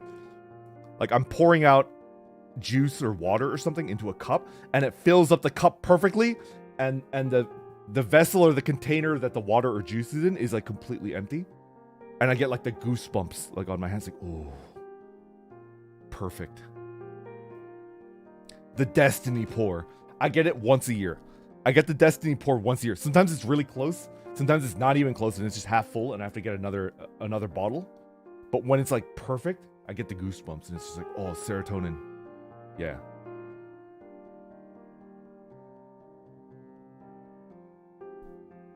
Okay, next. I have a question for you specifically. We've heard you talk about your fishing experience, but have you ever hunted any game in the past? Okay. I have an uncle and he lives in Alaska. I have an uncle that lives in Alaska, and within my family, everybody says that I'm the most like him. He's a very like solitary guy. Never got married, has no kids. He just lives alone in Alaska. Gachi best. Like, he's actually single. He never got married. Never got married, no kids, nothing like that. He just lives by himself in Alaska. And everybody within my family tells me that I'm the most like him, just because I'm also kind of like a loner. I'm not a very social person. I'm pretty introverted. So I used to fly up and hang out with him a lot. Just because I like him. He was a good role model to me. And he was a hunter, yes. And I've gone hunting with him, but I wasn't hunting. I was just walking with him. So I don't think that counts. And he went bear hunting. I went bear hunting with my uncle, and he got one. Yeah.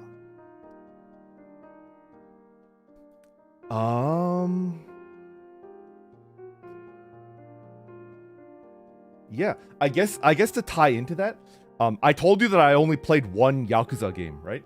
I've only played a single Yakuza game, right? I've only played a single Yakuza game, and that is because I saw that there's this section in that game where you're hunting a bear, and it reminded me of my uncle, so I started playing it. That was the reason why I played that game. Because it reminded me of my uncle that I respect, that I love, and it was just like, hey, that reminds me of my uncle, and then I started playing it. And then after we finished the bear section, you go back into the city, and it's just like, all right, I'm good, I had fun, and then I just left. Anti-bear confirmed. I'm not anti-bear. I'm not. I love bears. I love them. I don't have anything against them. It's just, I was a kid. Come on, I was just a little guy, and I wanted to hang out with my uncle. He was just a cool guy. Bear perms lost? No. No, not the coveted bear perms. No.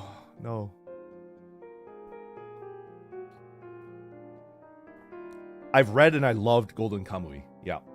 My favorite part is the otter meat scene. That's my favorite part of Golden Kamuy. Take of that what you will. Next question. Was everything that is you expected in HOLOSTARS after joining, or are you vastly different from what you anticipated? I think I've already answered this, right?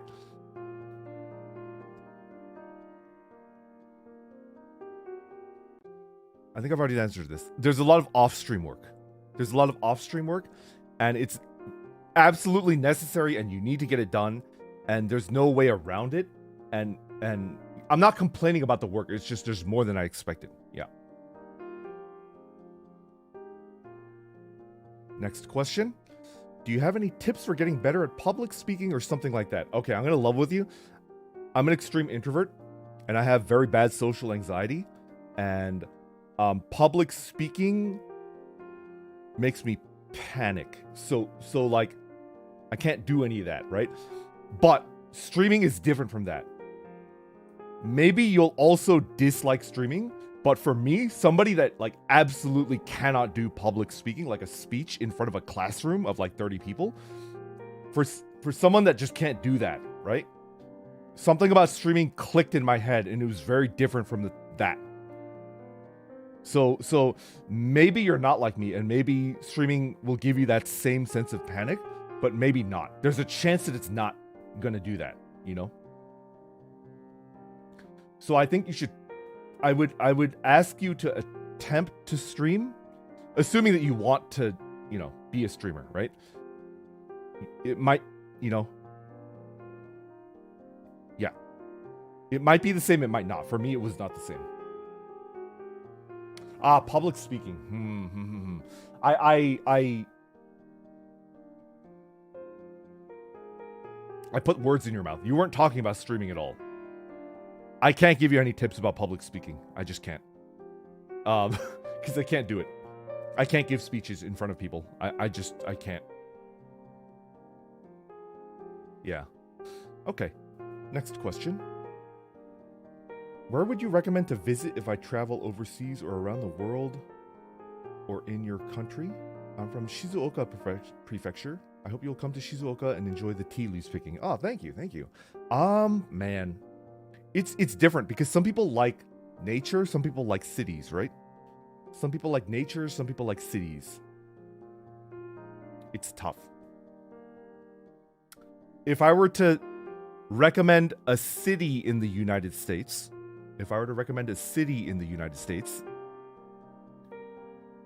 I visited a fair amount of cities, and I really like Chicago. Chicago was a nice little city. I liked it a lot.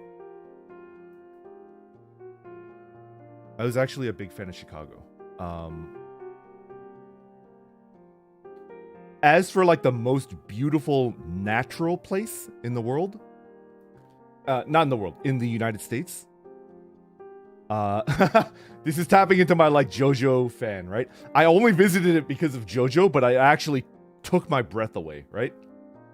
It actually took my breath away. Monument Valley is beautiful. Monument Valley is incredible. What the heck? I visited Monument Valley and it was like breathtakingly beautiful. I highly recommend it. I do. Monument Valley is in Utah, I believe. I believe it's in Utah. It's either Utah or Arizona. I think it's in Utah. I didn't know it was a real place. It is, and it's breathtaking. It's either in Utah or Arizona. I think it's like between the two. Arizona? Okay, yeah, it's in Arizona. There you go.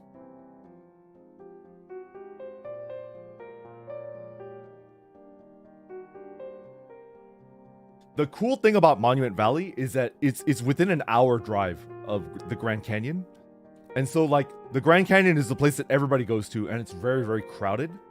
But then like you could drive just like 40 minutes away and then get to Monument Valley, and Monument Valley is almost always empty. There's like not a lot of people that ever go there, and it's beautiful. It's great.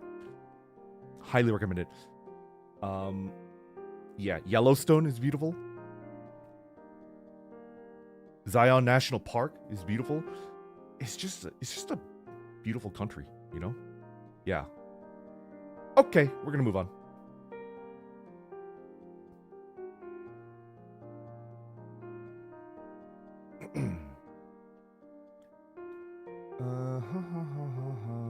Could you tell us about your favorite and least favorite amusement park rides and attractions? My favorite, you know, I'm not a big like amusement park guy. It's kind of tough. It's kind of tough to, the crowds and stuff like that, they kind of give me anxiety, you know? Like big crowds give me anxiety. But that's not a knock against amusement parks, because like you can go to an amusement park and it could be empty, right? In which case you're just enjoying the thing itself, right? So let's just assume that I'm a trillionaire and I could buy out an entire park for a day and I'm alone, right? Let's just assume that I'm like a trillionaire and I could buy out a park and I'm alone and I'm just in an amusement park by myself. Probably the roller coasters would be my favorite. And then my least favorite would be the, you know, the carnival games where like you're trying to do stuff and win prizes. That would be the thing that I would not spend money on. Because I am nothing if not like a very practical person. So it's like I'm spending money on something that I'm probably not going to enjoy that much, right? Yeah.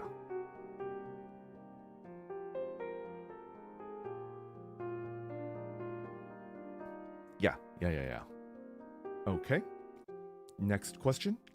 Every so often during your streams, I've heard you unsolicitedly quote The Simpsons. Are you a fan? Absolutely. If so, what are your favorite episodes or moments? Man, there are so many good moments. So no gotcha.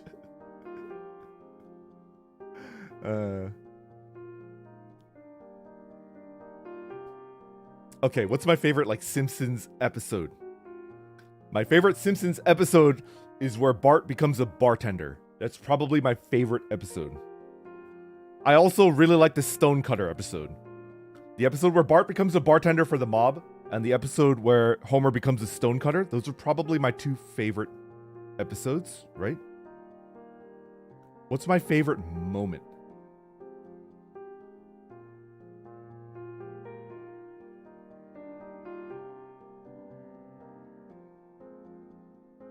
What's my favorite moment?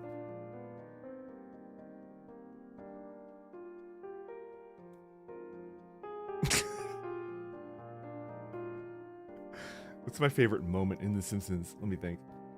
There's like my favorite moments are like, yeah, you shouldn't mention that moment.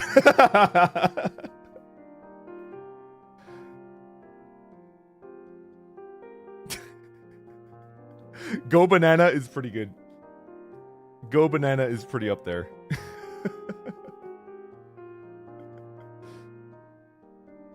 All right. My favorite moment my favorite moment of this, I'm just going to go like all out, right? There's an episode of The Simpsons where Homer is trying to gain weight, right? There's an episode of The Simpsons where Homer is trying to gain weight. And his doctor gives him advice where it's like, you should, if you don't know whether you should eat that, rub it against paper, and if it becomes see-through, you're good to go and eat it, right? And so like Homer is at like the Krusty Burger with Bart. He's at the Krusty Burger with Bart, and Bart gives him like a sandwich to eat. And then Homer's like, I don't know, fish sandwich, right? And then Bart like rubs the fish sandwich against the wall and then gives it to Homer, and it turns like see-through, and a bird tries to fly in through the hole, like the transparent part of the wall, and like crashes into the wall. And then Homer starts eating the fish sandwich. That's my number one like favorite moment in The Simpsons. It's such a multi-layered joke. And it was set up like 5 minutes prior. The setup for the joke was like 5 minutes prior, and then like I lost my freaking mind like at that part. But it's a very like controversial episode. So I was like hesitating to bring it up, but it's like my favorite Simpsons moment.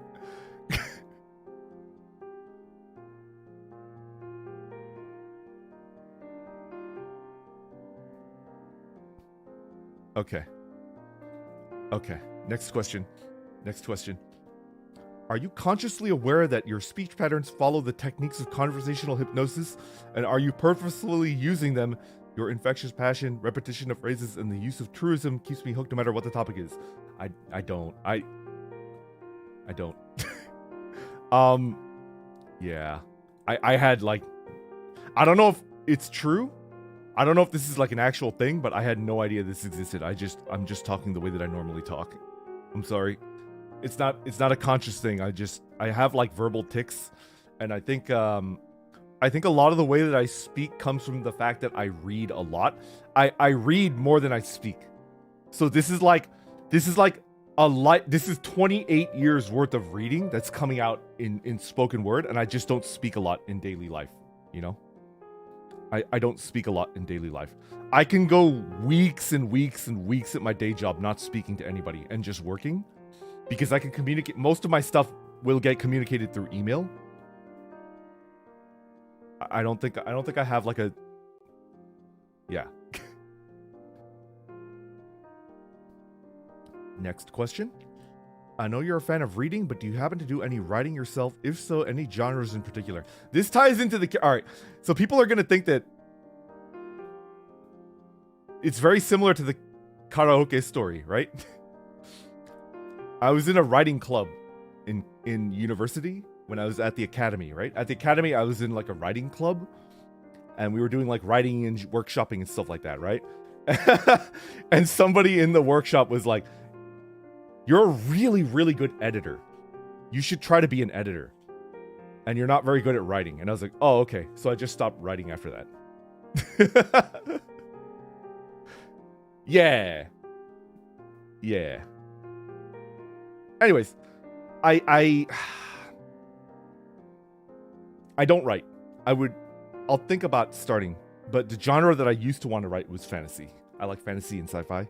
More fantasy than sci-fi, but I like both. Anywho, we're gonna move on. Do you have any manga or mangaka recommendation that you think is underrated or unnoticed? Do you guys know Satoshi? I think it's Satoshi Mizukami. Satoshi Mizukami sensei, I think. No, everybody knows. Kingdom is good. Kingdom is like out there. Kingdom is like way out there. I think Satoshi Mizukami. I think Mizukami sensei's works are like very like underrated, and a lot of people haven't read it.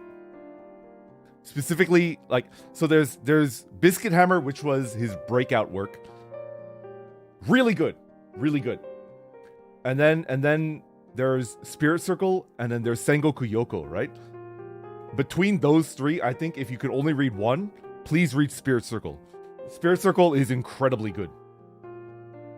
Of the three, and I'm sure there's going to be Mizukami Sens that are like, you're an idiot, X is better, right? Spirit Circle is only like 50 chapters. It's complete. It's done. Please find a way to legally read Spirit Circle and support Mizukami Sensei because he is incredible. It's really good.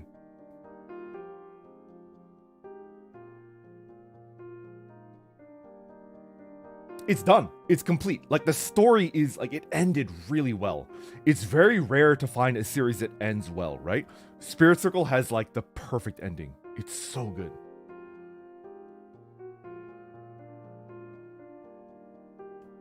Okay, we're gonna move on. Which is more exciting for you in fanfic writing, world building or narrative plot writing, and why? World building. No contest. World building. I think, all right, so people are going to say like, oh, it sucks that somebody was like critiquing your writing skills. My writing skills were admittedly not good. It's because I fell victim to the lore dump. Do you guys know what I'm talking about? I think I was like a lore dump type writer, which is like, I would just write paragraphs and paragraphs about like the history of the land that they were going through. And it's just like, nobody wants to read that. And it's like, oh, I'm sorry.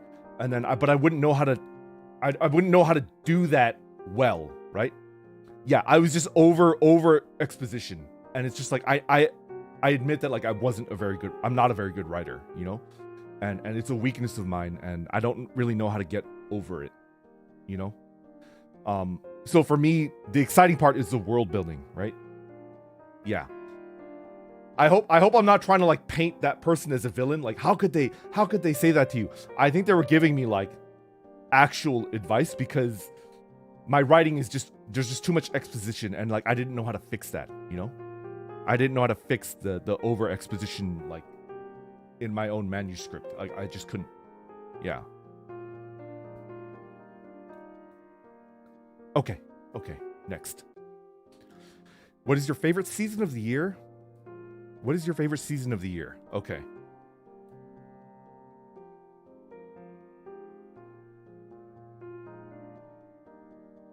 I like the fall.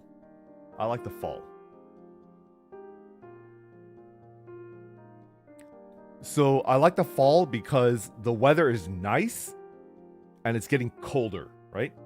So in the spring, the weather is nice and it's getting warmer. And then in the fall, the weather is nice and it's getting colder. And I prefer to get colder than hot. So I like autumn. Yeah. I'm a big Delta guy. I like change. I like observing change. Doesn't like Caustic have a line like that in Apex Legends? Like, I love observing change. That's something that I like overall, right? So in the autumn, the weather is nice and it's changing for the colder. So that's what I like. Yeah. Okay. Next question. You're into stuff like tea, bicycles, fishing, computers, hardware, golfing, but I'd like to know if there's any specific reason as to why you got into them that you could share.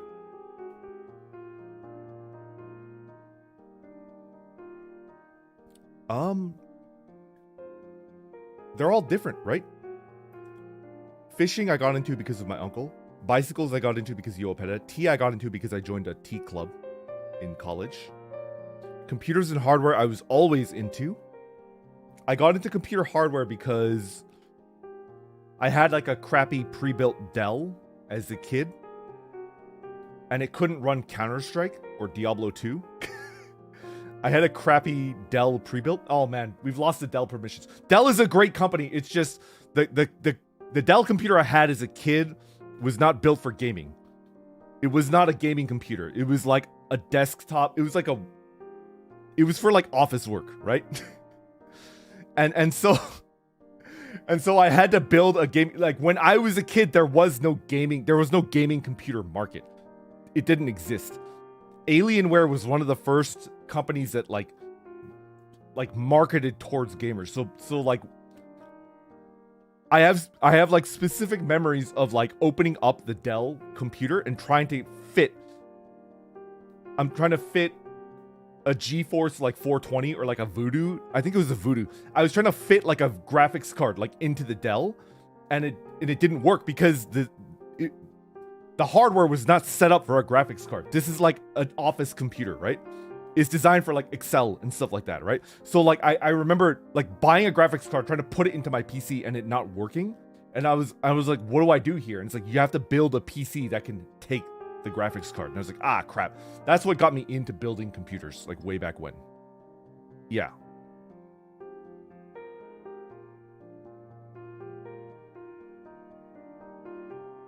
Yeah. So necessity, I guess. Golfing is just a family thing, you know? Golfing is just like a family thing. I think a lot of sports are just like, you grow up doing it, like tennis or basketball or golf. Like your family teaches you, right? Like there's a family member that wants you to do that, and then you do that. Yeah. What's the backstory as to why and when you knew what you're... What?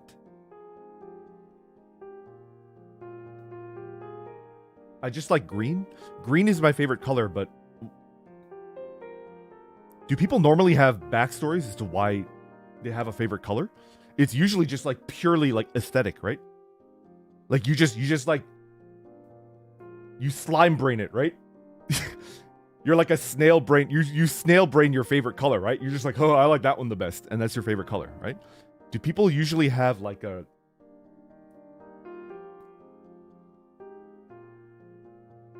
There's no backstory. It's just like, I look at it and it's consistently my favorite color. Some do, some do. Okay, some do, some don't. Okay, I respect that. I'm not saying it's wrong to have like that. I don't. I just look at like a rainbow and it's like, that one's my favorite. I just think they're neat. Yeah, yeah. I like green because I like trees. I like green because I like trees. I like them a lot. Which, like, if you've looked up a picture of Patagonia, it suddenly makes a lot of sense, right? Tree green. Tree green is my favorite. Patagonia green. Yeah. Okay, next question. Do you ever go to thrift stores or antique malls? If so, what is the coolest find, or which find are you most proud of? Yes, I actually do. Not often, but whenever I see like a thrift store or like, you know, yeah, whenever I see like a thrift store type thing, I pretty much always go in if I have time, and I look for bicycles. I'm looking for bicycles. You find some really, really good deals, like in a thrift store, and I go straight to the back and I ask them if they have any bicycles, and if they don't, I just leave. Also, I look for books. Yeah, same with books. So like I go in and look for books. Yeah. The find that I'm most proud of is I found an Olmo. I found an Olmo bicycle in a thrift store. Olmo is one of... Is it boutique? I think it used to be one of the major bicycle brands in Italy. Not like major. It's not like Bianchi or Colnago or Pinarello. But Olmo is one of like the legacy bicycle manufacturers in Italy from a while ago. And I found an Olmo, like a vintage steel Olmo bicycle in a thrift store. It was really cool. Yeah.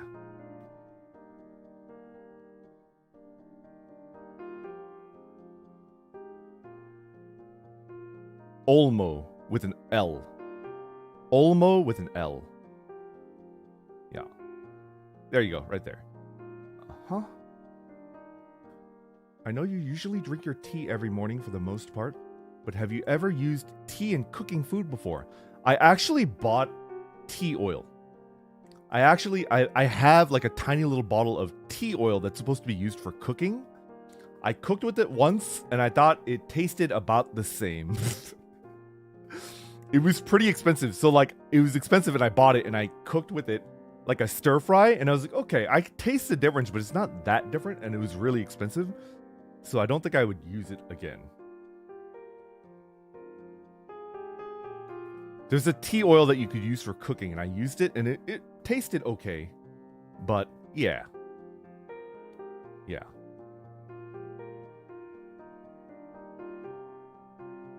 What do you think makes a good shonen anime? You've mentioned some pretty banger classics on stream. I'd love to hear your opinion compared to modern shonen like my MHA and JJK. Okay. First of all, I think MHA and JJK are really, really good. And they're really, really good for the two reasons that I'm going to talk about. What makes a good shonen fighting anime, okay? Two elements make a good shonen fighting anime, and if this doesn't if this is not present, you're going to have a bad time, okay? One. It needs to be a story of growth and change, right? You can't have a main character come into a shonen fighting anime and they're the strongest in the world and they just remain the strongest in the world, right? They have to grow. They have to change, right? There has to be a change in there. Like, they can't just like be the same the entire way through, right? Two, you need good villains. A good shonen is made or broken by the villains. You can't over-focus on the good guys. Like, you have to have good, compelling villains. You have to. One Punch Man is not a shonen. One Punch Man is not a shonen. One Punch Man is a seinen, right? It's not a shonen. Yeah. I hate to, like, I'm sure there's people that are like, what? I thought One Punch Man was a shonen. If you think it's a shonen, it's a shonen. I apologize for disagreeing with you, but I don't think it's a shonen. Like, I don't think it has any of the hallmarks of being a shonen. Yeah.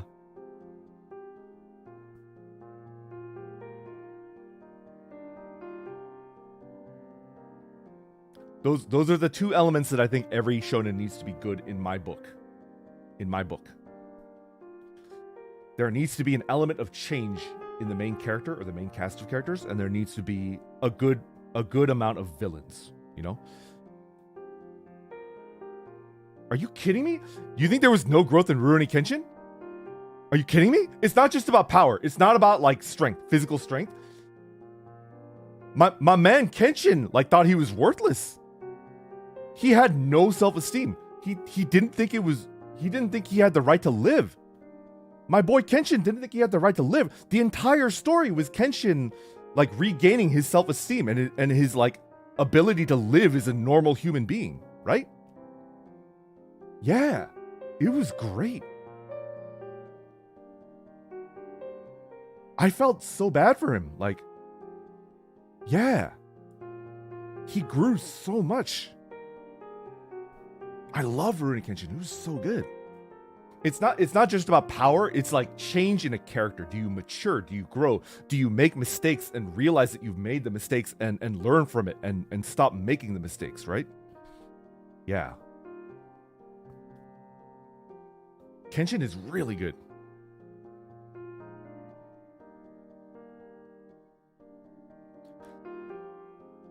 And speaking of, one of my favorite One Piece moments, right? One of my favorite One Piece moments, and I'm not going to spoil anything in case you haven't seen One Piece yet. One of my favorite One Piece moments is Luffy is like very much like goes at his own pace kind of guy. He doesn't listen to anybody. His solution to everything is just beating the shit out of the offending person, right? My favorite One Piece moment is, do you guys remember Vivi? There's a character named Vivi where she basically calls out Luffy for making a mistake, and then Luffy was like, oh crap, my bad, right? That's my favorite One Piece moment. My favorite One Piece moment where Vivi is like, you're doing us dirty as a leader by doing this. Like, you have to change. And he's like, oh, my bad. And then he changes. And that's like my favorite One Piece moment. It's so good. And then later on in that arc, where Vivi is like crying because she's like, I don't know what else I can do. And then Luffy just like straight up slaps her. And she's like, you got to bet our lives too, not just yourself. Great moment. Because that's like a turnabout moment where like she calls him out for being stupid and then he calls her out for being stupid. And it's like, hell yeah. Okay, I think I avoided any spoilers. We're going to move on. I freaking love One Piece. It's so good. Oh, 10 out of 10. So good. Okay. What got you interested in cooking? The thing that we could not talk about on stream that happened 2 to 3 years ago. The thing that must not be named is what got me interested in cooking. Do you have a favorite type of cuisine? My favorite thing to cook is olive oil and garlic pasta. This is my favorite thing. My favorite thing to eat is curry. Curry. My favorite thing to eat is curry. My favorite thing to cook is olive oil and garlic pasta. Yeah, I cannot say that because I will butcher it in Italian, and any Italians that are watching are going to be like, oh, you butchered our language. Aglio e olio? I don't know. Aglio olio? I don't know how to pronounce it. Yeah, that. Whatever that is. I'm going to butcher it. Next. Do you have a favorite Pokemon? Spoink. Or a Pokemon you'd want as your partner Pokemon? Spoink. Good old Spoink. Spoink, spoink, spoink, spoink. If you only had one food or drink to live off of for the rest of your life, what would it be? I'm assuming that, like, if I choose a food, I still get water, right? I'm assuming that if I choose a food, I still get water, right? Because I'm good with water. I'm good with that. And I'm assuming that if I choose, like, a drink, I get bread for the rest of my life, right? Then I would rather go with water and then curry. Water and curry.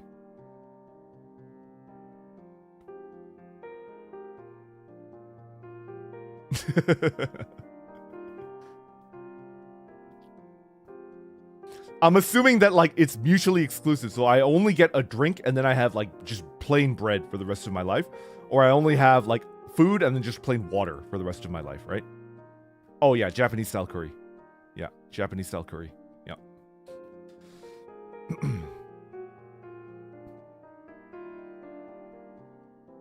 Next. Would you call yourself more of an introvert or an extrovert? Introvert. Extreme introvert. Whether it be IRL or online. Yeah, extreme introvert.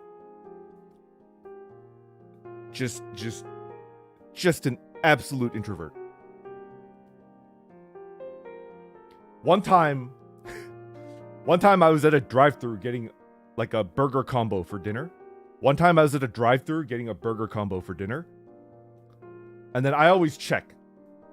I don't know why. What's the point? Because at the end of the story, you'll understand why it's kind of pointless to check.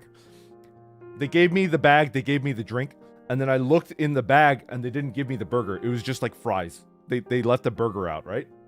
And I was just like, well, I guess I just have no burger today, and I drove off. And then I ate fries and a drink for dinner. That's how introverted I am. Like, I paid for a burger. Burger Doko. Yeah, I just, like, drove home. I was just like, I'll just deal with it. It's fine.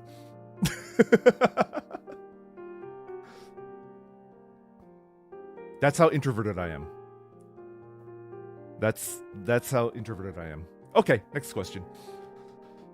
Do you remember the moment that you decided to audition for HOLOSTARS? Oh, I mean, we already mentioned this. I feel like I got a lot of questions about this. Yeah, you know, as YOLO.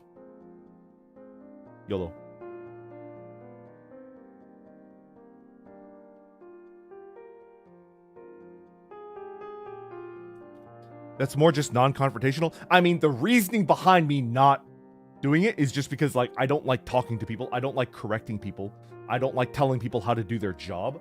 I don't like that. Like, I hate that. I can't do that. Which is unfortunate because it's a good thing. It's a good thing to have people that could do that, right? Like, we live in a society, and society requires people to call people out on things that they're doing incorrectly, but I can't do that because I'm an introvert and I would rather just live in a little bubble, a little safety bubble, you know? Like, I'm not saying that it's good to be like me. I think we need people that are more assertive, right? We need the Desmonds in our life, right? I can't do that, though, just because I can't correct people. I can't talk to people. I just can't. It's not something that I can do, you know? Yeah, in my life, that would probably be Altare or Des. Like, he asked for no pickles, that would probably be either Altare or Des that do that for me. But, like, I live alone, right? So, yeah. Anyway.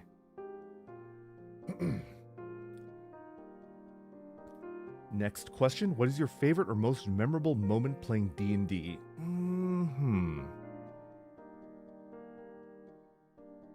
My favorite moment.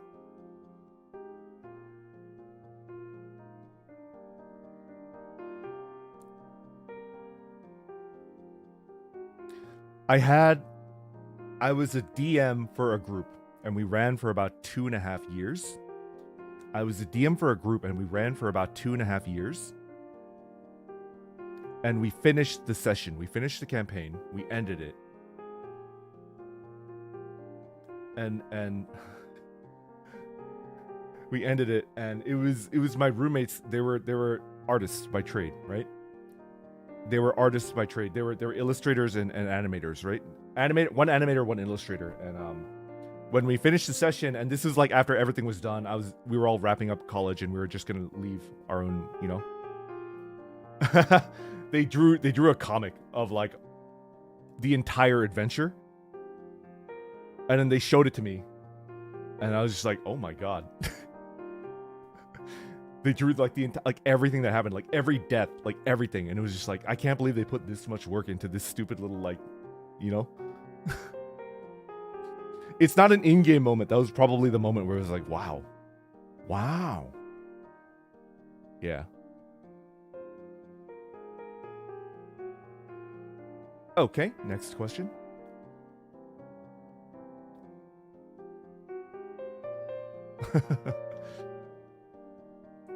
What type of fan art of yourself, and the boys, if you will, do you enjoy the most? Memes. Like, I like art. So the really highly rendered, like, illustrations, they blow my freaking mind. But it's just a self-esteem thing. I look at something that's, like, really, really well made, and I think, like, I don't know, do I deserve this? Do I deserve, like, this probably took hours, like, do I deserve this? But, like, a meme is just, like, I feel no guilt. It's just like, yeah, that's me.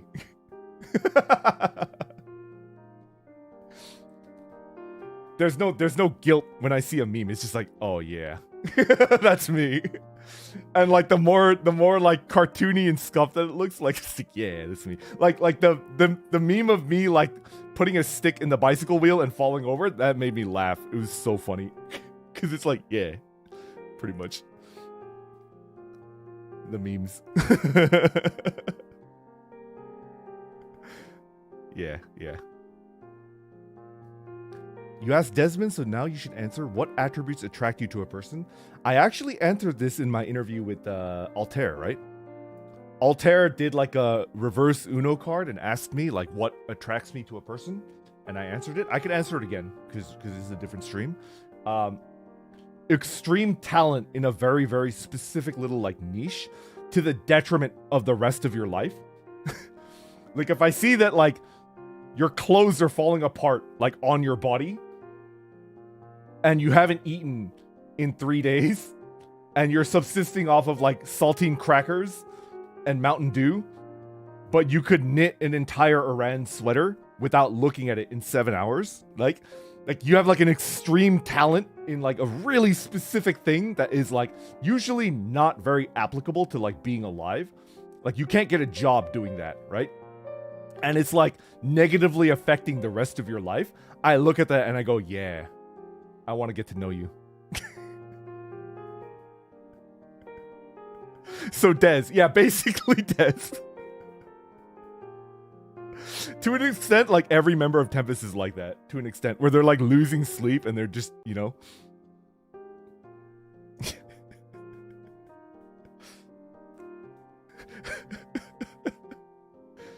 I don't know. I can't control that part of my brain. I just can't. I just can't control that part of my brain. It is what it is. Let's move on. Would you rather be 6 inches tall or 6 meters taller? Assuming that the weight of all that flesh wouldn't absolutely destroy my bones, right? Because the human body is the perfect size to be the human body, right? The human body is the perfect size. Like you go even like 1 foot taller and then you start running into like physical issues, right? Like your knees start giving out.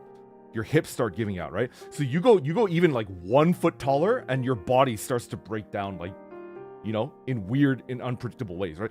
Assuming that does not count and I could be 6 meters taller and not just absolutely collapse in like a pile of flesh and blood, right? Assuming that I could be and survive, I'd be 6 meters taller. Yeah. Assuming that I could be 6 meters taller, yes. Yes. That.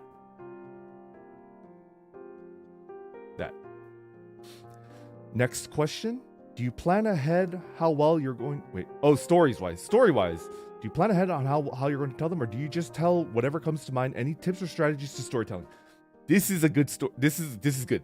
This is good.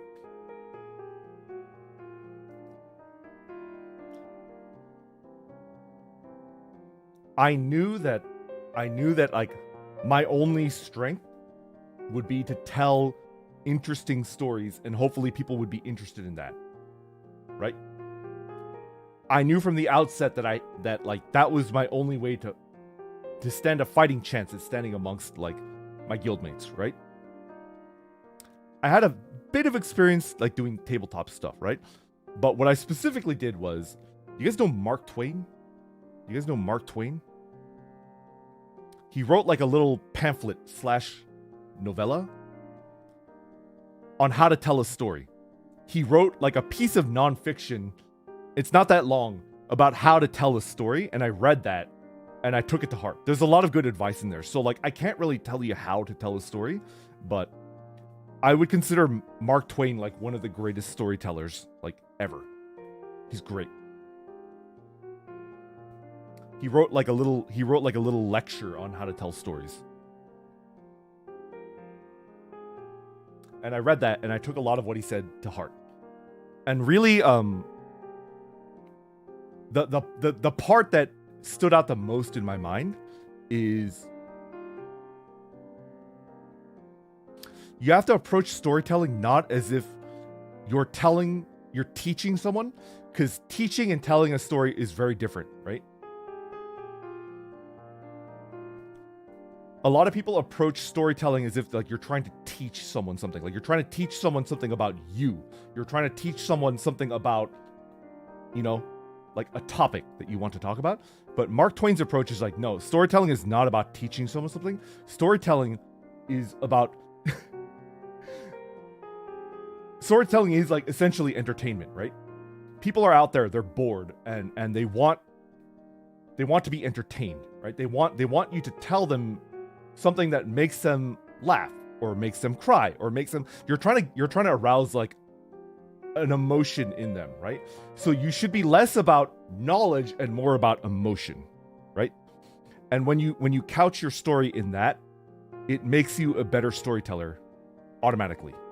Yeah. And one way to do that is that like at the very beginning, before you even told your story and you're approaching the people that you're going to tell the story to, do not approach them with any type of like condescension. Like don't ever assume, like don't if you're a storyteller and you're being condescending to your crowd, you've already lost them, you know? You have to go in as like a doofus or like an idiot, right? Like you're like, I am an idiot. I'm just telling you this story, and you, the highly cultured, more intelligent than me person, can take it as you will. Instead of it being, you know, yeah. But definitely it's a good way to, yeah. Okay, next question. Like many other talents in HoloPro, have you thought about designing a mascot and or a design that represents the vesties? We were advised to hold off, and I'm nothing if not a rule follower, so we're gonna, you know, when the time comes, I'll go into it. Yo, Axel, hello, good morning. Hello. How are you? I'm almost done with my Q&A. Whew, 2 hours. We're in it.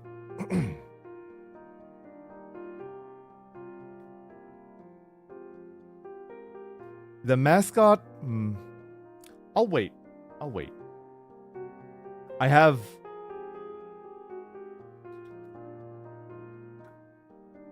an idea, but I'm just gonna sit on it. I'm gonna wait. I think it's good to wait until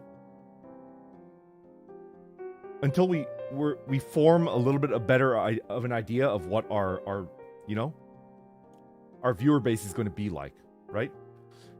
it's only been a month, guys, right? Like we've only known each other for a month, and our community is going to grow and evolve, and it's going to, you know, I agree with the people that are advising us to hold off a little bit, because we're gonna change, like we're gonna grow, like we've got a lot of like different, we've got a dynamic to build, right? And I think if you build a mascot within the first month, it's kind of like, but what if you just radically change? What if your viewer base is very different from like 6 months from now, right? And then you've already locked in with the mascot, and it's kind of like no longer too relevant, right? Yeah. So I do think it's good advice to kind of wait and see what because I don't control. See, I think one thing that we do really well, pretty much everybody in HoloPro, is that like we assume very little control over our communities. You guys are kind of like doing your own thing, and like it's a very powerful community overall, where like it's very creative and there's a lot of like cool stuff going on, and like there's not too much direction from the talents themselves, right? Like we don't, you know. So I would rather just wait and let you guys see where it goes, and then once it's a little bit more solid, then we can figure it out. Yeah. It's hot. When you and the boys go to Japan together, would you like to go to a traditional Japanese inn? I believe the word for it is ryokan. Yes, I would like to go to one. I've been to one. I've been to Hakone before. I went to Hakone, and that was probably my favorite part of my trip. Hakone. Was there a different part? Hakone was really good. It was snowing up there. It was like fairly hot in Tokyo, and then we took a train and then like a bus up to like the ryokan, and it was snowing up there, and it was like, what the heck? I did see the turnpike. It was nice. Very nice. I'd like to go again too. It's good. Hello, Vesper. I was wondering if you've ever tried spicy Thai food. Yes. So the spicy pepper in Thai food is known as a bird's eye chili, like a Thai chili pepper. It's not very high on the Scoville unit because there's not a lot of capsicum. Like there's not a lot of the spice chemical, right? But it has a very, very specific type of spices. It's like needles in your mouth. It makes you like salivate. I love the spiciness of a bird's eye chili. It's really good. It's unique. And it's not just about like the raw heat. It's like the type of heat. It's very different. It's really good.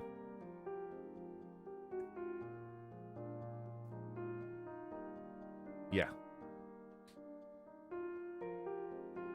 Good stuff. I've made Thai curry before. Thai curry is more like soupy, right? It's more of like a soupy. It's less thick, more soupy. They use different types of vegetables in it. Thai curry is really good. I like it.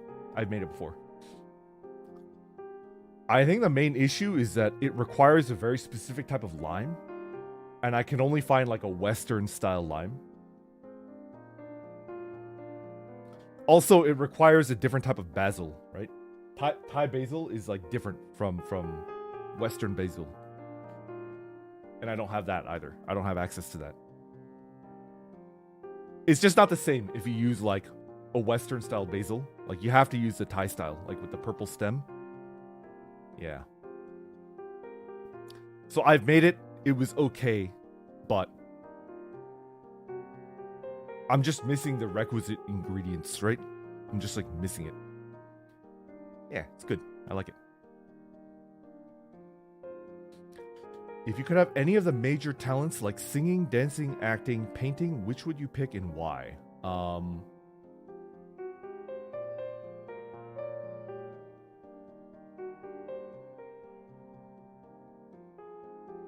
Probably painting.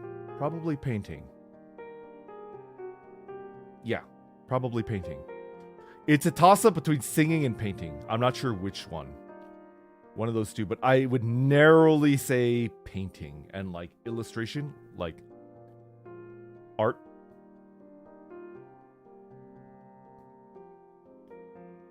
Yeah. It's a toss-up. It's really, I think singing would do me better as a holostar, right? So like as a HOLOSTAR-EN, I want singing, but personally for myself, I would like to paint. I want to be a good painter, a good like artist. Like, yeah. As to why, I can't really think of a reason why. I just want it. Gimme. I want. Yeah. Sorry, I can't really give you a reason. It's just like an emotional thing. It's not a logical thing. Logically, I should want to sing, right? Logically, I should want to sing, but emotionally, I want to paint. Yeah. Okay. Next. What was the most YOLO thing you've ever done in your life? I pulled a Forrest Gump on a bicycle. I can't give you too much information, and I was warned not to, but I've pulled a Forrest Gump on a bicycle before. I just decided that I didn't want to do what I was doing anymore. Because you know the part in Forrest Gump where he starts running and he just runs for like 2 years? I did that. I just decided that I didn't want to do what I was doing anymore, and then I got on a bicycle and I strapped camping gear to it, and then I just left. And then I just bicycled around for like a long time.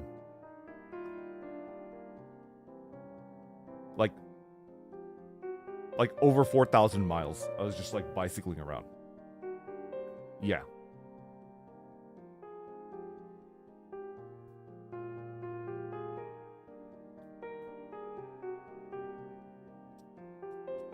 I did that with the expectation that I would lose my job. And then I came back home looking like, not only looking, but actually from being a homeless person for X amount of time. I'm not going to tell you where I went or how long I went or how many miles I went. Like, you know, we're going to keep that secret. But like, I came home actually looking the part of a homeless person. And then I shaved, and then I went back to work, and they gave me back my job because they couldn't find someone to replace me.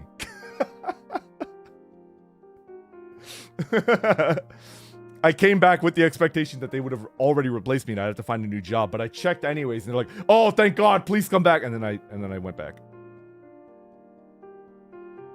But that's probably the most YOLO thing I did. I just like couldn't take it anymore, and I was like, I can't take it anymore. Like, okay, I quit, and then I left on my bicycle for a very long period of time.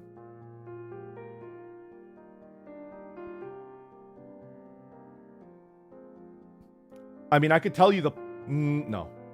I can't tell you the places I went. I saw a lot of different places, and I met a lot of different people, and it was really cool. Oh, no, it wasn't it was way over 4,000. It was way over 4,000 miles. It was way over. Anyway, that's the most YOLO thing I've ever done. In your debut, you mentioned liking to peel the protective film off of tech. What's your favorite tech to peel film off of? Hands down, a television. Hands down, television. Like a big TV. Because all TVs come with like plastic film like across the entire screen. It's like 65 inches of film. Oh, so good. Maximum service area. Yeah. I don't even like TVs, man. I watch all of my media legally purchased through YouTube, Crunchyroll, other subscription streaming services like Netflix. I'm on the computer. Like I don't watch TV on the TV anymore. I watch it on the computer, right? So, but like I wish I could like justify buying a TV just so I can like peel it off, you know? I don't have a TV. I don't have one. Everything is on my computer, but like I want a TV just to peel it off. Yeah. Yep. Next question. When did you get into Love Live, and what is your favorite Muse song? I got into Love Live because a friend of mine highly recommended it. A person whose opinion that I respected. And they were like, give it a shot. And I was like, I don't know, man. I don't think I want to watch this. And they were like, please, just watch like 2 episodes. I love it. It's my favorite series. And I was like, okay, that's enough for me. I watched it, and then I watched all of it, and then I watched all of the second season. That's where I dropped off. Yeah. So I got into it. When was it like popular? It was popular in like 2012, 13? 2012, 13? I think around then. What's your favorite Muse song? Okay. I'm gonna do both Muse and Aqua, right? My favorite Muse song is Angelic Angel. That's my favorite Muse song. Angelic Angel is my favorite Muse song. My favorite Aqua song is actually kind of obscure. It wasn't anywhere in... I don't think it was anywhere in the anime, and I don't think it was in the movie either. But my favorite Muse song is like Chase the Sun. That's the literal translation. I don't want to butcher the Japanese. In Japanese, it's like Taiyo o oikakeru or something like that. Oikakeru. Taiyo o oikakeru. Like, that's my favorite Aqua song. Yeah, that one. That's my favorite one right there. My favorite part was where they go, like, they're like marching and they go toko, toko, toko. That's my favorite part. Where they go toko, toko, toko. That's my favorite part. I like it. It's good. Yeah. Yeah. Okay, we're moving on. Oh, it's the final question. Oh, we made it to the end. We made it to the end. Do you have a night or morning routine? Like doing yoga or drinking tea in the morning or reading books before sleeping, maybe. Yeah, I have a routine. All right, so I wake up in the morning, I drink a cup of tea, and then I go on a bike ride, a morning bike ride, when I can. Today I did not. I didn't even shower or brush my teeth. I just woke up and rolled out of bed and started streaming. I feel gross, and I'm kind of hungry, so I'm gonna shower and eat breakfast, lunch, and then brush my teeth. Yeah. Anyway, so that's my morning routine. I drink up. Not drink up. I wake up at around like 6:30 to 7. I wake up at around 6:30-ish. I drink a cup of tea, and then I go on a 1-hour bike ride, and then I come back, and then I start preparing for my morning stream. Right. I drink my tea. I wake up at 6:30, drink my tea for about 30 minutes, go on a 1-hour bike ride, come back, and then prepare for my stream. I stream, and then I, do my thing, right? At night, I turn off my computer. I start charging my cell phone an hour before I get into bed. I don't touch anything electronic an hour before I get into bed. I don't read. I don't do anything. I just kind of like sit and vegetate for about an hour and just, I guess you could call it meditation, but I'm not really meditating. I'm just sitting there, right? And then I go to bed, and then I fall asleep pretty quickly, and then I get my 8 hours. I need 8 hours. I can't operate without 8 hours of sleep. Yeah.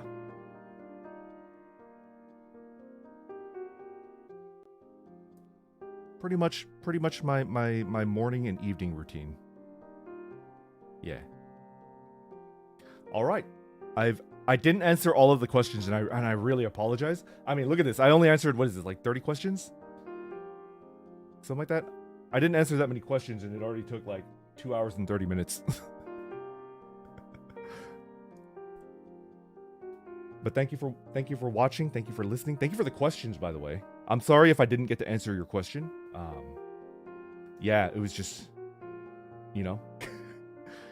not enough time, and then I woke up late. It's just a little scuffed today, but I tried my best. I'm not going to blame myself. Yeah. All right, everybody. I think I am going to attempt to do my super chat thank you today. I'm going to attempt to do my super chat thank you today. Are we doing like a collab? I don't know if there's a collab today, but assuming that there's no collab, in the evening sometime, I think I'm going to do a super chat thank you. I need to get that out of the way because I feel really bad that I keep putting it off because of Apex, right? Oh my god, Apex. I might dip out of the Apex. I might dip out if there's an Apex stream. I might bow out and do, because I need to say thank you to all the super chats. I have to. I can't not do that. That's insane. Yeah. I'm going to do a super chat thank you stream tonight. Unless something really bad happens. Like, yeah. Probably early, mid-evening. I don't know when. Or maybe like late night. I don't know. I'm going to try to find a spot where nobody else is streaming and then just get that knocked out, Yeah. Okay, everybody. Take care. Have a good day. And thank you for listening. I really appreciate it. Goodbye.